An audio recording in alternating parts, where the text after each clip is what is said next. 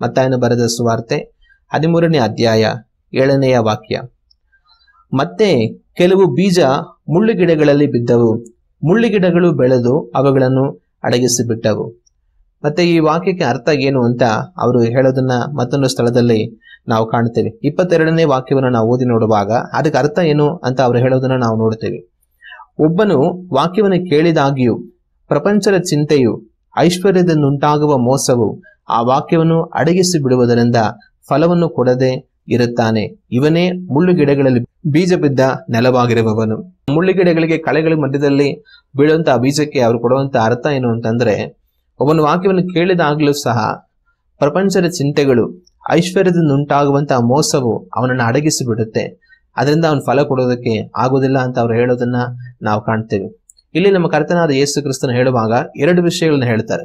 ಒಂದು ಪ್ರಪಂಚದ ಚಿಂತೆ, ಎರಡನೆಯದು ಐಶ್ವರ್ಯದಿಂದ ಉಂಟಾಗುವಂತ ಮೋಸ. ಈ ಪ್ರಪಂಚದ ಚಿಂತೆ ಅಂದ್ರೆ ಏನು? ನಮ್ಮ ಕರ್ತನಾದ ಯೇಸು ಕ್ರಿಸ್ತನು ಅವರು ಪ್ರಪಂಚದ ಚಿಂತೆಗಳಲ್ಲಿ ಸಿಲುಕಿ ಹಾಕಿಕೊಳ್ತಾರೆ, ಅದರಿಂದ ಅವ್ರಿಗೆ ಫಲ ಕೊಡೋದಕ್ಕಾಗೋದಿಲ್ಲ ಅಂತ ಅವ್ರು ಹೇಳೋದನ್ನ ನಾವು ಕಾಣ್ತೀವಿ. ಹಾಗಾದ್ರೆ ಈ ಪ್ರಪಂಚದ ಚಿಂತೆ ಅಂದ್ರೆ ಏನು? ಪ್ರಪಂಚದ ಚಿಂತೆ ಅಂತಂದ್ರೆ ಪ್ರತಿ ದಿವಸ ನಾವು ಈ ಲೋಕದಲ್ಲಿ ಜೀವಿಸುವಾಗ ಮನುಷ್ಯರಾಗಿರುವಂತ ನಮಗೆ ಬರುವಂತ ಹಲವಾರು ವಿಷಯಗಳ ಕುರಿತಾದ ಚಿಂತೆಗಳು. ನಾವೆಲ್ಲರೂ ಹಲವಾರು ವಿಷಯಗಳಾಗಿ ಸಂಬಂಧಪಟ್ಟ ಹಾಗೆ ನಾವು ಚಿಂತೆ ಮಾಡೋದಕ್ಕೆ ಅವಕಾಶ ಇರುತ್ತೆ. ಕೆಲವರಿಗೆ ಅವ್ರ ವೈಯಕ್ತಿಕವಾದ ಚಿಂತೆಗಳಿರುತ್ತೆ. ನನ್ನ ಭವಿಷ್ಯ ಹೇಗಿರುತ್ತೆ, ನಾನು ಮಾಡ್ತಾ ಇರುವಂತ ಈ ಒಂದು ಕೆಲಸ, ಈ ಒಂದು ವ್ಯಾಪಾರದಲ್ಲಿ ನನಗೆ ಮುಂದಕ್ಕೆ ಏನಾಗುತ್ತೆ, ಇದ್ರಲ್ಲಿ ನಾನು ಉದ್ಧಾರ ಆಗ್ತೀನಾ, ನಾನು ಸಂಪಾದನೆ ಮಾಡ್ತೇನಾ, ನನ್ನ ಜೀವನ ನಾನು ನಡೆಸ್ಕೊಂಡು ಹೋಗೋದಕ್ಕೆ ಸಾಧ್ಯ ಆಗುತ್ತಾ, ಇಲ್ಲ ಅಂದ್ರೆ ಇದ್ರಲ್ಲಿ ನಾನು ನಡೆಸೋದಕ್ಕೆ ಆಗ್ದಿರಾ ನಾನು ಎಲ್ಲ ಕಳ್ಕೊಂಡು ಒಂಥರ ನಷ್ಟಪಟ್ಟವನಾಗಿ, ಬದುಕೋದಕ್ಕೆ ದಾರಿ ಇಲ್ಲದವನಾಗಿ, ಸಂಪಾದನೆ ಮಾಡೋದಕ್ಕೆ ದಾರಿ ಇಲ್ದಿರೋಂತ, ಯಾವುದೇ ಕೆಲಸ ಕಾರ್ಯ ಇಲ್ದಿರ, ಯಾವ್ದ್ರ ನೆಲೆ ಆಗ್ದಿರ ನನ್ನ ಬದುಕು ಏನಾಗ್ಬಿಡುತ್ತೆ ಅಂತ ಅವರ ಒಂದು ಕೆಲಸ ವ್ಯಾಪಾರಗಳ ವಿಷಯದಲ್ಲಿ ಭವಿಷ್ಯದ ಕುರಿತಾಗಿ ಕೆಲವರಿಗೆ ಚಿಂತೆ ಇರುತ್ತೆ. ಅಯ್ಯೋ ಏನಾಗುತ್ತೋ ಅಂತ ಹೇಳಿ. ಇನ್ನು ಕೆಲವರಿಗೆ ಏನೆಲ್ಲ ಚಿಂತೆಗಳಿರುತ್ತೆ ಅಂತಂದ್ರೆ, ವಿದ್ಯಾಭ್ಯಾಸ ಮಾಡುವಂತವ್ರಿಗೆ ಯಾವ ವಿದ್ಯಾಭ್ಯಾಸ ಮಾಡಬೇಕು, ನಾನು ಪಾಸ್ ಆಗ್ತೇನಾ, ನಾನು ಫೇಲ್ ಆಗ್ಬಿಡ್ತೇನಾ, ಇಲ್ಲ ಇದನ್ನ ಮಾಡಿದ್ರೆ ಒಳ್ಳೇದಾ, ಇಲ್ಲ ಅದನ್ನ ಮಾಡಿದ್ರೆ ಒಳ್ಳೇದಾ, ಇದರಿಂದ ಮುಂದಕ್ಕೆ ನನಗೆ ಕೆಲಸ ಸಿಗುತ್ತಾ, ನನ್ನ ಭವಿಷ್ಯ ಇದರಿಂದ ಒಂದು ಒಳ್ಳೆ ಸ್ಥಾನಕ್ಕೆ ಬರುತ್ತಾ ಅಂತ ಕೆಲವರಿಗೆ ಚಿಂತೆ ಇರುತ್ತೆ. ಇನ್ನು ಕೆಲವರಿಗೆ ಅವ್ರದೇ ಆದ ವೈಯಕ್ತಿಕವಾದ ಉದ್ದೇಶಗಳು, ಆಲೋಚನೆಗಳು, ಕನಸುಗಳು ಏನೇನೋ ಇರುತ್ತೆ. ಇವುಗಳನ್ನೆಲ್ಲ ನೆರವೇರಿಸಕ್ ಸಾಧ್ಯನಾ, ನಾನು ಅನ್ಕೊಂಡಿರೋ ಹಾಗೆಲ್ಲ ಜೀವನದಲ್ಲಿ ನಡೆಯುತ್ತಾ, ನಾನು ಅನ್ಕೊಂಡಿರೋದನ್ನ ಸಾಧಿಸಕ್ ಆಗುತ್ತಾ, ನಿಜವಾಗ್ಲೂ ನನ್ಗೊಂದು ಒಳ್ಳೆ ಹೆಸರು ಬರುತ್ತಾ, ನಿಜವಾಗ್ಲೂ ಒಂದು ಒಳ್ಳೆ ಸ್ಥಾನಕ್ಕೆ ನಾನು ಬರ್ತೀನಾ, ಇಲ್ಲಾಂದ್ರೆ ನನ್ನ ಹೆಸರು ಕೆಟ್ಟು ಹೋಗುತ್ತಾ, ಇಲ್ಲ ನನ್ನ ಕೈಲಿ ಏನು ಮಾಡಕ್ ಆಗದಿರ ಹೋಗುತ್ತಾ, ಆಮೇಲೆ ಲೋಕ ಎಲ್ಲಾ ನೋಡಿ ನನ್ನ ಜನಗಳು ಇವನ್ ಕೈಲಿ ಏನು ಮಾಡಕ್ ಆಗ್ಲಿಲ್ಲ, ಏನೋ ಮಾಡ್ತೀನಿ ಅಂತ ಹೋದ, ಆಮೇಲೆ ಏನೋ ಆಗೋಯ್ತು, ಈ ತರ ಎಲ್ಲ ನನ್ನನ್ನ ಒಂಥರ ಕೆಟ್ಟು ಹೋದವನು, ಸೋತ್ ಹೋದವನು ಅನ್ನೋ ರೀತಿಯಲ್ಲಿ ನೋಡ್ತಾರ. ನನ್ನ ಉದ್ದೇಶಗಳು, ನನ್ನ ಆಲೋಚನೆಗಳು, ನನ್ನ ಪ್ರಯತ್ನಗಳೆಲ್ಲ ಏನಾಗುತ್ತೆ, ಈ ತರ ಅವ್ರ ಸ್ವಂತ ಪ್ರಯತ್ನದ ಸಲುವಾಗಿ ಹಲವಾರು ಚಿಂತೆಗಳು ಹಲವರಿಗೆ ಇರುತ್ತೆ.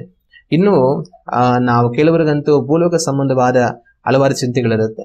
ನಾವೊಂದು ಮನೆ ಕಟ್ಟಬೇಕು, ಚೆನ್ನಾಗಿರ್ಬೇಕು ಮನೆ, ನಮ್ ಕೆಲವು ಮನೆ ಕಟ್ಟಕ್ ಆಗುತ್ತಾ, ಒಂದು ಒಳ್ಳೆ ಮನೆ ಕಟ್ಬೇಕಂತ ನನಗೆ ಕನಸಿದೆ, ನಾನು ಖಂಡಿತ ನನ್ನ ಜೀವನದಲ್ಲಿ ಒಂದು ಒಳ್ಳೆ ಮನೆ ಕಟ್ತೀನ, ಒಂದು ಒಳ್ಳೆ ಕಾರ್ ತಗೊಂತೀನ, ಇಲ್ಲಾಂದ್ರೆ ನನಗೆ ಒಳ್ಳೆ ಬಟ್ಟೆಗಳು ತಗೊಂಡು ಇಡ್ಬೇಕಂತ ಇಷ್ಟ ಇದೆ, ಒಂದು ಒಳ್ಳೆ ಬಟ್ಟೆಗಳು ತಗೊಂಡು ನಾನು ನನಗೋಸ್ಕರ ಇಟ್ಕೊಂತೀನ, ಒಳ್ಳೊಳ್ಳೆ ಆಭರಣಗಳೆಲ್ಲ ಮಾಡಿಸ್ಕೊಂಡು ನಾನು ಹಾಕೊಳ್ಬೇಕಂತ ಇಷ್ಟ ಇದೆ, ನನ್ ಕೈಲಿ ಯಾವತ್ತಾದ್ರೂ ಒಳ್ಳೊಳ್ಳೆ ಆಭರಣಗಳೆಲ್ಲ ಮಾಡಿ ಹಾಕೊಳಕ್ ನನ್ ಕೈಲಿ ಸಾಧ್ಯನಾ ಅಂತ ಹೇಳಿ ತುಂಬಾ ದುಡ್ಡು ಸಂಪಾದನೆ ಮಾಡ್ಬೇಕಂತೆಲ್ಲ ಇಷ್ಟ ಇದೆ, ನಿಜವಾಗ್ಲೂ ನಾನು ತುಂಬಾ ದುಡ್ಡು ಸಂಪಾದನೆ ಮಾಡ್ತೀನ ಅಂತೆಲ್ಲ ಹೇಳಿ ಈ ತರ ಲೌಕಿಕ ಸಂಬಂಧವಾದ ಹಲವಾರು ವಸ್ತುಗಳ ವಿಷಯವಾದ ಚಿಂತೆ ಹಲವರಿಗಿರುತ್ತೆ.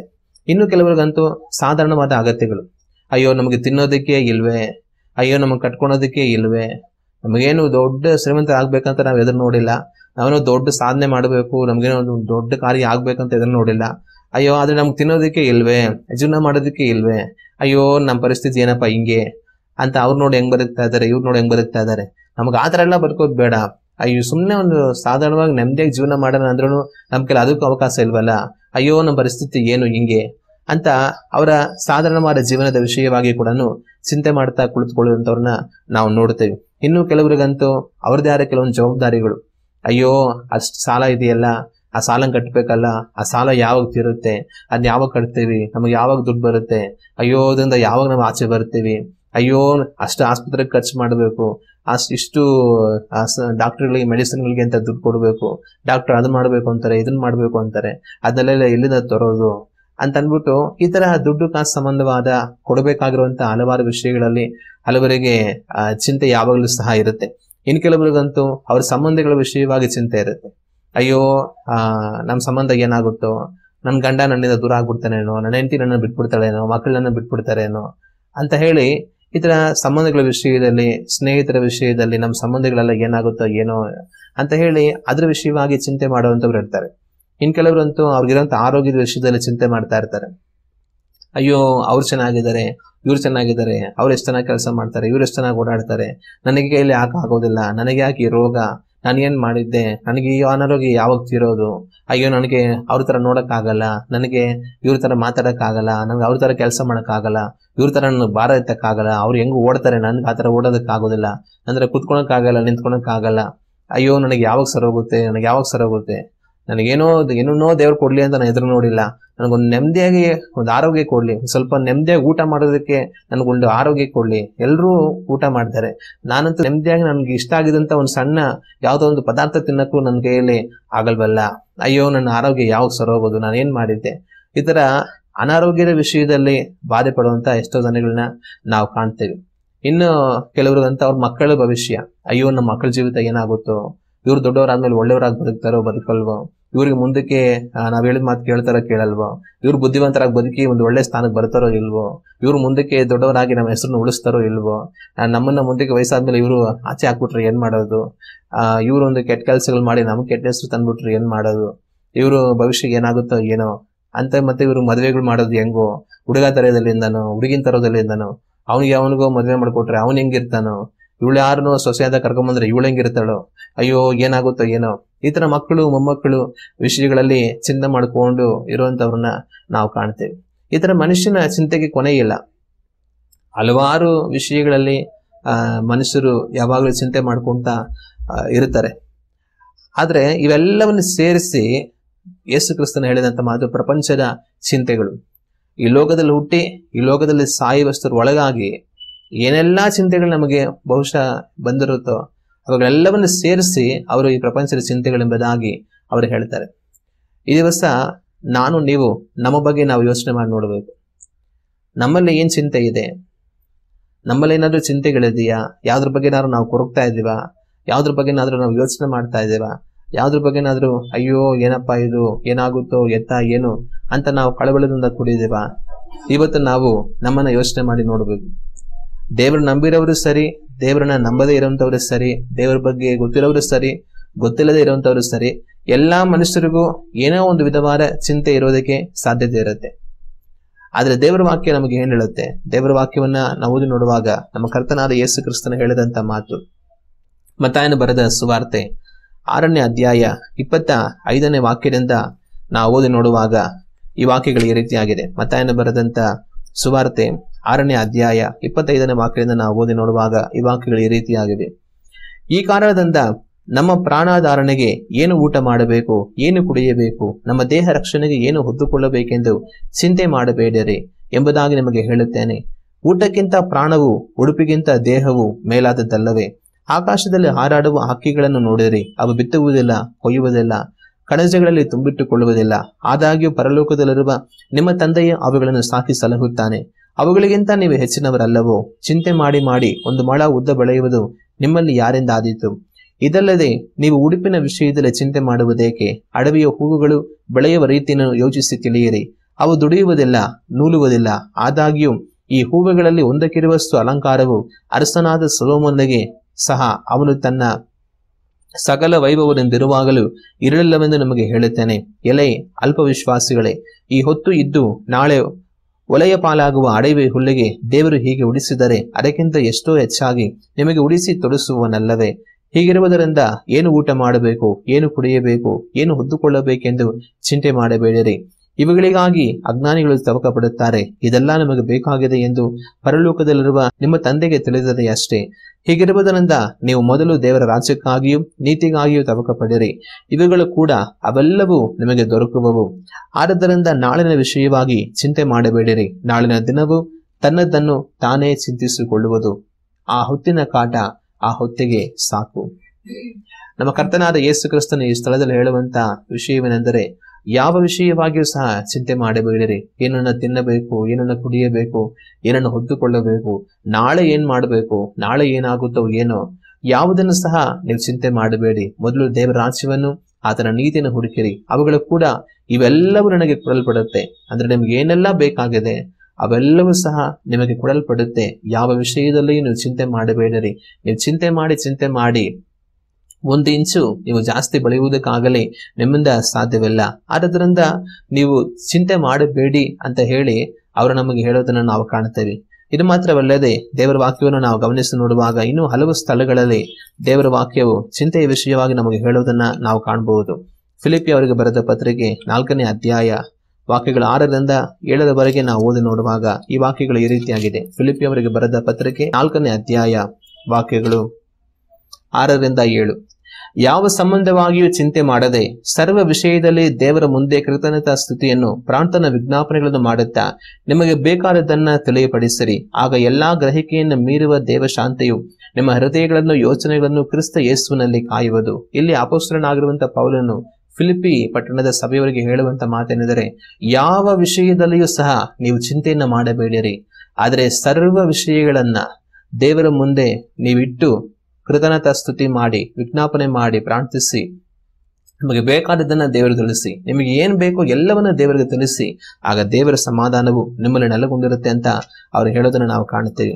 ಈ ವಾಕ್ಯ ನಮಗೆ ಹೇಳೋದಂದ್ರೆ ಯಾವ ವಿಷಯಗಳಲ್ಲಿಯೂ ಸಹ ನಾವು ಚಿಂತೆ ಮಾಡಬಾರದೆಂಬುದಾಗಿ ಆ ವಾಕ್ಯ ನಮಗೆ ಹೇಳುತ್ತೆ. ಇನ್ನು ಪೇತ್ರನು ಬರೆದಂತ 1ನೇ ಪತ್ರಿಕೆ 5ನೇ ಅಧ್ಯಾಯ 7ನೇ ವಾಕ್ಯವನ್ನ ನಾವು ಓದಿ ನೋಡುವಾಗ ಈ ವಾಕ್ಯವು ಈ ರೀತಿಯಾಗಿದೆ. ಪೇತ್ರನು ಬರೆದಂತ 1ನೇ ಪತ್ರಿಕೆ 5ನೇ ಅಧ್ಯಾಯ 7ನೇ ವಾಕ್ಯ, ನಿಮ್ಮ ಚಿಂತೆಯನ್ನೆಲ್ಲ ಆತನ ಮೇಲೆ ಹಾಕಿರಿ, ಆತನು ನಿಮಗೋಸ್ಕರ ಚಿಂತಿಸುತ್ತಾನೆ. ಹಲ್ಲೆಲೂಯಾ. ಇಲ್ಲಿ ಪೇತ್ರ ಹೇಳುವಂತ ಮಾತೇನೆಂದ್ರೆ, ನಿಮ್ಮ ಚಿಂತೆಯನ್ನೆಲ್ಲ ದೇವರ ಮೇಲೆ ಹಾಕಿ, ದೇವರೇ ನಿಮಗಾಗಿ ಚಿಂತಿಸುತ್ತಾನೆ, ನೀವು ಚಿಂತಿಸಬೇಡಿರಿ, ನಿಮ್ಮ ಚಿಂತೆಗಳನ್ನ ನೀವು ಹೊತ್ತುಕೊಳ್ಳಬೇಡಿರಿ ಅಂತ ತಾನು ಹೇಳೋದನ್ನ ನಾವು ಕಾಣ್ತೇವೆ.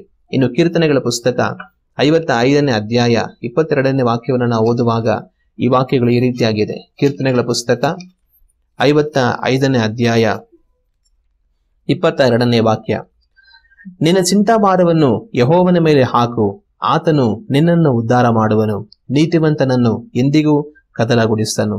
ಹಲ್ಲೆಲೂಯಾ. ಈ ವಾಕ್ಯದಲ್ಲಿ ಕೀರ್ತನೆಗಾರನು ಹೇಳುವಂತ ಒಂದು ಮಾತೇನೆಂದರೆ, ನಿಮ್ಮ ಚಿಂತಾಭಾರವನ್ನೆಲ್ಲ ಯೆಹೋವನ ಮೇಲೆ ಹಾಕಿರಿ, ಆತನು ನಿಮ್ಮನ್ನ ಉದ್ಧಾರ ಮಾಡುವನು ಎಂಬುದಾಗಿ. ನಾವು ಚಿಂತೆ ಮಾಡಿ ಪ್ರಯತ್ನ ಮಾಡೋದ್ರಿಂದ ಯಾವ ಪ್ರತಿಫಲ ನಮಗೆ ಸಿಗೋದಿಲ್ಲ. ಆದ್ರೆ ನಾವು ದೇವರ ಮೇಲೆ ನಮ್ಮ ಚಿಂತೆ ಭಾರಗಳನ್ನೆಲ್ಲ ಹಾಕಿದ್ರೆ ದೇವರೇ ನಮ್ಮನ್ನು ಉದ್ಧಾರ ಮಾಡುತ್ತಾರೆ ಅಂತ ಕೀರ್ತನೆಗಾರನು ಹೇಳೋದನ್ನ ನಾವು ಕಾಣ್ತೇವೆ. ಇನ್ನು ಕೀರ್ತನೆಗಳ ಪುಸ್ತಕ 37ನೇ ಅಧ್ಯಾಯ 5ನೇ ವಾಕ್ಯವನ್ನು ಓದುವಾಗ ಈ ವಾಕ್ಯದಲ್ಲಿಯೂ ಈ ರೀತಿಯಾಗಿದೆ. ನಿನ್ನ ಭೂಯಾತ್ರೆಯ ಚಿಂತೆಯನ್ನು ಯೆಹೋವನಿಗೆ ವಹಿಸಿಬಿಟ್ಟು ಭರವಸೆಯಿಂದಿರು, ಆತನೇ ಅದನ್ನು ಸಾಗಿಸುವನು. ಹಲ್ಲೆಲೂಯಾ. ಈ ವಾಕ್ಯದಲ್ಲಿ ಕೀರ್ತನೆಗಾರನು ಹೇಳುವ ಮಾತೇನೆಂದರೆ, ನಿನ್ನ ಭೂಯಾತ್ರೆಯ ಚಿಂತೆಯನ್ನು ಯೆಹೋವನಿಗೆ ವಹಿಸಿಬಿಟ್ಟು ಭರವಸೆಯಿಂದಿರು. ನಿಮ್ಮ ಚಿಂತೆಯನ್ನು ದೇವರಿಗೆ ವಹಿಸಿಬಿಟ್ಟು ನೀವು ದೇವರ ಮೇಲೆ ಭರವಸೆಯಿಂದ ಇರಿ, ಆತನೇ ಅದನ್ನು ನಡೆಸಿಕೊಂಡು ಹೋಗ್ತಾರೆ, ಅವರೇ ಅದನ್ನ ನೋಡ್ಕೊಳ್ತಾರೆ ಅಂತ ಇಲ್ಲಿ ಕೀರ್ತನೆಗಾರನು ಹೇಳೋದನ್ನ ನಾವು ಕಾಣ್ತೇವೆ. ಇನ್ನು ಲೂಕನ ಬರೆದಂತ ಸುವಾರ್ತೆ 21ನೇ ಅಧ್ಯಾಯ 34, 35, 36 ವಾಕ್ಯಗಳನ್ನು ಓದುವಾಗ ಈ ವಾಕ್ಯಗಳು ಈ ರೀತಿಯಾಗಿವೆ. ನಿಮ್ಮ ವಿಷಯದಲ್ಲಿ ಜಾಗರೂಕರಾಗಿರಿ, ಅತಿ ಭೋಜನದ ಮದಡಿನಿಂದಲೂ ಅಮಲಿನಿಂದಲೂ ಪ್ರಪಂಚದ ಚಿಂತೆಗಳಿಂದಲೂ ನಿಮ್ಮ ಹೃದಯಗಳು ಭಾರವಾಗಿರಲಾಗಿ, ಆ ದಿವಸವು ನಿಮ್ಮ ಮೇಲೆ ಉರುಳಿನಂತೆ ಪಕ್ಕನೆ ಬಂದಿತು. ಆ ದಿವಸವು ಭೂನಿವಾಸಿಗಳೆಲ್ಲರ ಮೇಲೆ ಬರುವುದು. ಆದರೆ ಬರುವುದಕ್ಕಿರುವ ಇವೆಲ್ಲವುಗಳಿಂದ ತಪ್ಪಿಸಿಕೊಳ್ಳುವುದಕ್ಕೂ ಮನುಷ್ಯಕುಮಾರನ ಮುಂದೆ ನಿಂತುಕೊಳ್ಳುವುದಕ್ಕೂ ನೀವು ಪೂರ್ಣ ಶಕ್ತರಾಗುವಂತೆ ಎಲ್ಲಾ ಕಾಲದಲ್ಲಿಯೂ ದೇವರಿಗೆ ವಿಜ್ಞಾಪನೆ ಮಾಡಿಕೊಳ್ಳುತ್ತಾ ಎಚ್ಚರವಾಗಿರಿ ಅಂದನು. ಇಲ್ಲಿ ನಮ್ಮ ಕರ್ತನಾದ ಯೇಸು ಕ್ರಿಸ್ತನು ಕಡೆಯ ಕಾಲದ ವಿಷಯವಾಗಿ ಅವರು ಮಾತನಾಡುತ್ತಾ ಹೇಳುವಂತ ಮಾತೇನೆಂದರೆ, ಪ್ರಪಂಚದ ಚಿಂತೆಗಳಿಂದಲೂ ನಿಮ್ಮ ಹೃದಯಗಳು ಭಾರವಾಗಿರಲಾಗಿ. ಕಡೆಯ ಕಾಲದ ಕುರಿತಾಗಿ ಅವರು ಮಾತನಾಡುತ್ತಾ ಕಡೆಯ ಕಾಲದಲ್ಲಿ ಬರುವಂತ ಎಲ್ಲಾ ವಿಪತ್ತುಗಳನ್ನು ನಾವು ತಪ್ಪಿಸಲ್ಪಡುವಂತೆಯೂ ಯೇಸು ಕ್ರಿಸ್ತನ ಮುಂದೆಗಡೆ ನಾವು ನಿಂತುಕೊಳ್ಳುವುದಕ್ಕೆ ಸತ್ಯರಾಗಿರುವಂತೆ ನಾವು ಎಲ್ಲಾ ಸಮಯದಲ್ಲಿ ಎಚ್ಚರವಾಗಿದ್ದು ಪ್ರಾರ್ಥಿಸಬೇಕು ಅಂತ ಹೇಳಿ, ಈ ಕಡೆಯ ಕಾಲದ ಆ ಬಾಧೆಗಳೆಲ್ಲ ಯಾರ ಮೇಲೆ ಬರುತ್ತೆ ಅಂತ ಅವರು ಹೇಳುವಾಗ ಕೆಲವು ವಿಷಯಗಳು ಅವರು ಹೇಳ್ತಾರೆ. ಅತಿ ಭೋಜನದ ಮದನಿನಿಂದ ಇರುವಂತವರು, ಅಮಲಿನಿಂದ ಇರುವಂತವರು, ಪ್ರಪಂಚದ ಚಿಂತೆಗಳಿಂದ ಅವರ ಹೃದಯಗಳನ್ನ ಭಾರವಾಗಿ ಇರಿಸಿಕೊಂಡಿರುವಂತವರ ಮೇಲೆ ಆ ದಿವಸ ಉರುಳಿನಂತೆ ಬರುತ್ತೆ. ಅಂದ್ರೆ ಈ ಕಡೆಯ ಕಾಲದ ಬಾಧೆಗಳೆಲ್ಲ ಯಾರನ್ನ ಬಾಧಿಸುತ್ತೆ ಅಂತಂದ್ರೆ, ಪ್ರಪಂಚದ ಚಿಂತೆಗಳಿಂದ ತಮ್ಮ ಹೃದಯಗಳನ್ನ ಭಾರವಾಗಿಸಿಕೊಂಡಿರುವಂತವರುಗಳ ಮೇಲೆ ಆ ದಿವಸ ಉರುಳಿನ ಹಾಗೆ ಬರುತ್ತೆ, ಕಡೆಯ ಕಾಲದ ಬಾಧೆಗಳೆಲ್ಲ ಬರುತ್ತೆ ಅಂತ ಯೇಸು ಕ್ರಿಸ್ತನು ಇಲ್ಲಿ ಹೇಳೋದನ್ನ ನಾವು ಕಾಣ್ತೀವಿ. ಆದ್ರೆ ಅದಕ್ಕೆ ಬದಲಾಗಿ ಚಿಂತೆಗಳನ್ನ ನಾವು ಬಿಟ್ಟು ಎಲ್ಲವುಗಳಿಂದ ನಾವು ತಪ್ಪಿಸಲ್ಪಡುವಂತೆಯೂ ದೇವರ ಮುಂದೆ ನಾವು ನಿಂತುಕೊಳ್ಳುವ ಹಾಗೆ ಎಲ್ಲಾ ಸಮಯಗಳಲ್ಲಿ ನಾವು ಪ್ರಾರ್ಥಿಸಬೇಕು ಅಂತ ದೇವರ ನಮಗೆ ಹೇಳೋದನ್ನ ಈ ವಾಕ್ಯಗಳಲ್ಲಿ ನಾವು ಕಾಣಬಹುದು. ಈ ರೀತಿ ನಾವು ದೇವರ ವಾಕ್ಯವನ್ನೆಲ್ಲ ಗಮನಿಸುವಾಗ ನಾವು ಚಿಂತೆ ಮಾಡಬಾರದು ಅಂತ ದೇವರ ವಾಕ್ಯ ಹೇಳುತ್ತೆ. ಯಾವುದೇ ವಿಷಯದಲ್ಲಿ ಸಹ ನಾವು ಚಿಂತೆ ಮಾಡದೆ ಎಲ್ಲಾ ವಿಷಯಗಳನ್ನ ದೇವರ ಮುಂದೆಗಳಲ್ಲಿ ನಾವು ಇಟ್ಟು ಪ್ರಾರ್ಥಿಸಿ ದೇವರ ಮೇಲೆ ಭರವಸೆಯಿಂದ ವಿಶ್ವಾಸದಿಂದ ಇದ್ದು ದೇವರೇ ನಮ್ಮನ್ನು ನಡೆಸುವರೆಂಬುದಾಗಿ ನಾವು ಜೀವಿಸಬೇಕಾಗಿರುವುದು ಅಗತ್ಯ. ಯಾರು ಫಲ ಕೊಡುವುದಿಲ್ಲ ಅಂತ ನಾವು ಗಮನಿಸುತ್ತಾ ಇದ್ದೇವೆ. ಒಂದು ಬಿತ್ತನೆ ಮಾಡುವಂತ ಸಮಯದಲ್ಲಿ ಆ ಬೀಜಗಳು ಹೊರಟು ಹೋಗಿ ಮುಳ್ಳಿನ ಗಿಡಗಳ ಮಧ್ಯದಲ್ಲಿ ಬಿದ್ದು ಹೋಗುತ್ತೆ.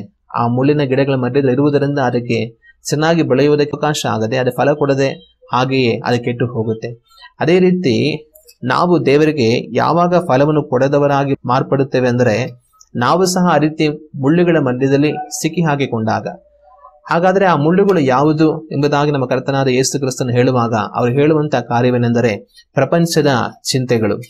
ನಾನು ನೀವು ಪ್ರಪಂಚದ ಚಿಂತೆಗಳಲ್ಲಿ ಸಿಕ್ಕಿ ಹಾಕಿಕೊಂಡವರುಗಳಾಗಿ ಬದುಕುತ್ತಾ ಇದ್ದರೆ ನಾವು ದೇವರಿಗೆ ಫಲವನ್ನು ಕೊಡುವವರಿಗೆ ಸಾಧ್ಯವಿಲ್ಲ.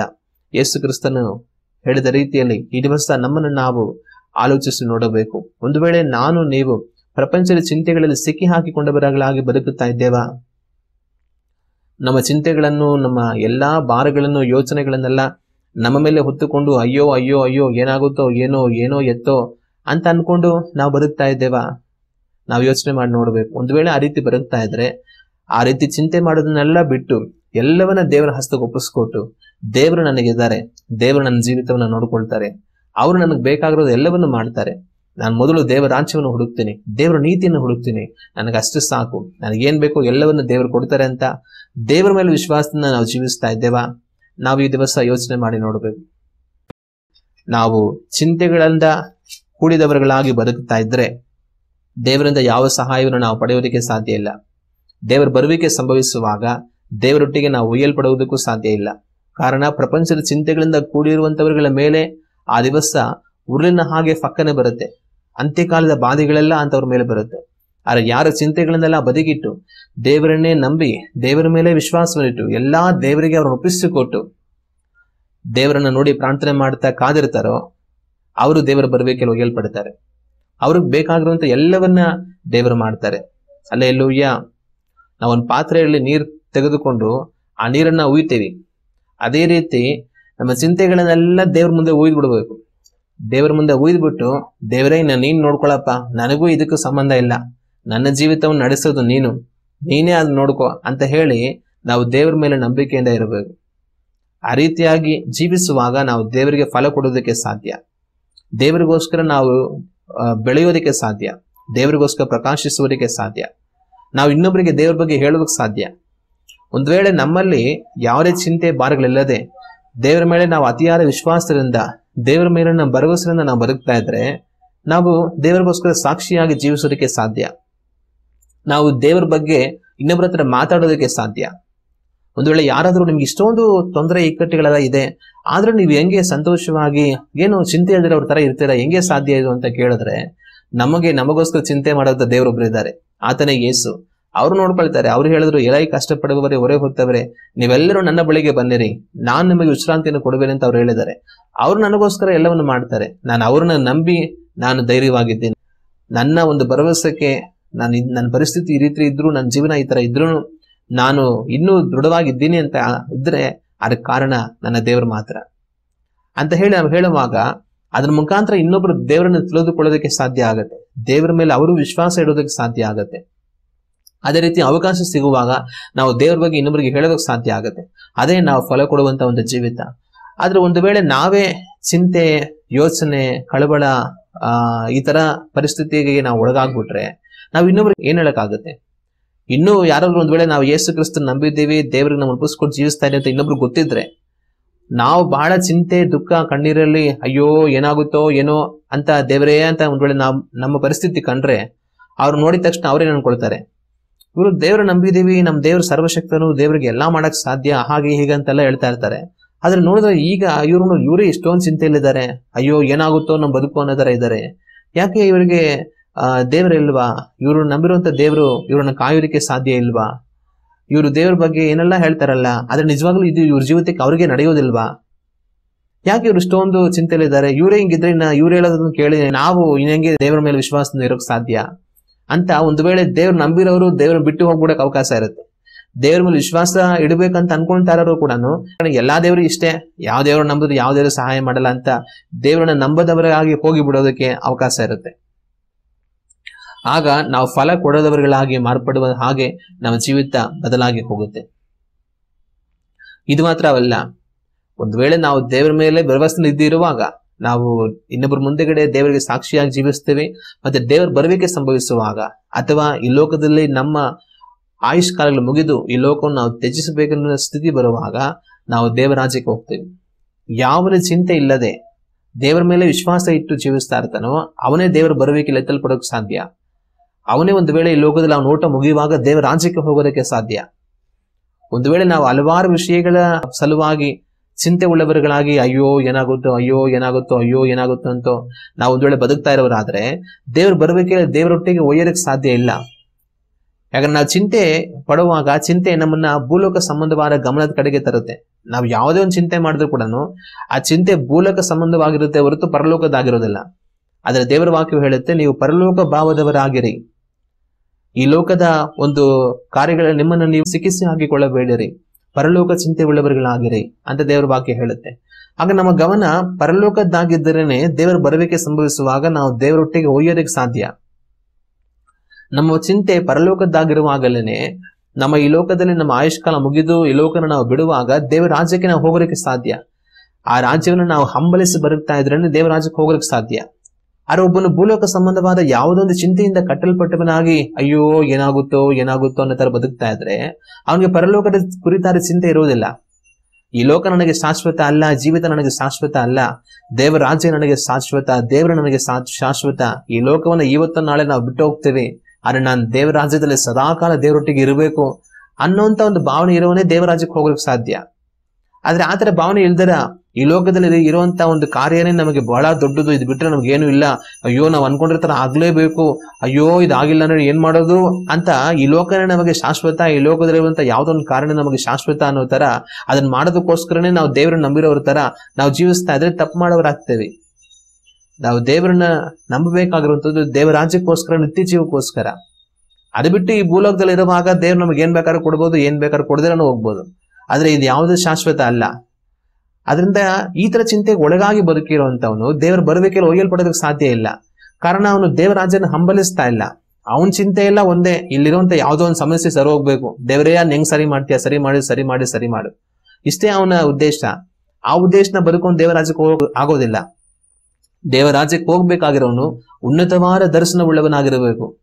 ಹದ್ದು ಯಾವ ರೀತಿ ಆಕಾಶದ ಎತ್ತರದಲ್ಲಿ ಅದು ಆರ್ತಾ ಇರುತ್ತೆ, ಕಾಣಿಸೋದೇ ಇಲ್ಲ ಜನಗಳಿಗೆ, ಅಷ್ಟು ಎತ್ತರದಲ್ಲಿ ಆರ್ತಾ ಇರುತ್ತೆ. ಅರೆ ಬೇರೆ ಸಣ್ಣ ಪುಟ್ಟ ಪಕ್ಷಿಗಳು, ಪಾರಿವಾಳ, ಗುಬ್ಬಚ್ಚಿ, ಕಾಗೆ ಅವೆಲ್ಲ ಇಲ್ಲಿಲ್ಲೇ ನಮ್ಮ ತಲೆ ಮೇಲೆ ಆರ್ತಾ ಇರುತ್ತೆ.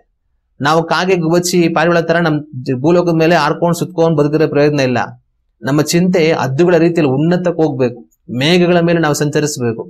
ಅಂದ್ರೆ ಏನು, ಈ ಲೋಕ ನನಗೆ ಸಂಬಂಧಪಟ್ಟದ್ದಲ್ಲ, ನಾನ್ ದೇವರಾಜ್ಯಕ್ಕೆ ಹೋಗೋನು ಅಂತ ಹೇಳಿ ಆ ರೀತಿ ಇರಬೇಕು. ದೇವರ ವಾಕ್ಯದಲ್ಲಿ ನಾವು ಓದ್ತೀವಿ, ಆತ ನಮ್ಮನ್ನು ಉನ್ನತವಾದ ಪರ್ವತಗಳ ಮೇಲೆ ನಡೆಸುವನಂತೆ ಹೇಳಿ. ಉನ್ನತವಾದ ಪರ್ವತಗಳಲ್ಲಿ ಇರೋ ರೀತಿಯಲ್ಲಿ ನಮ್ಮ ಬದುಕಿರಬೇಕು. ಅಂದ್ರೆ ಪರಲೋಕವೇ ನನ್ನ ಸ್ವಂತ ಅನ್ನೋ ರೀತಿ ನಮ್ಮ ಬದುಕಿರಬೇಕು. ಹಳ್ಳದಲ್ಲಿ ಇರುವಂತದಕ್ಕೋಸ್ಕರ ಕಿತ್ಲಾಡ್ಕೊಂಡು ಬದುಕುವಂತವರಾಗಿರಬಾರ್ದು. ಆ ರೀತಿ ನಾವು ಪರಲೋಕ ಚಿಂತೆ ಉಳ್ಳವர்களಾಗಿರುವಾಗಲೇ ದೇವರಾಜ್ಯಕ್ಕೆ ಹೋಗೋದಕ್ಕೆ ಸಾಧ್ಯ.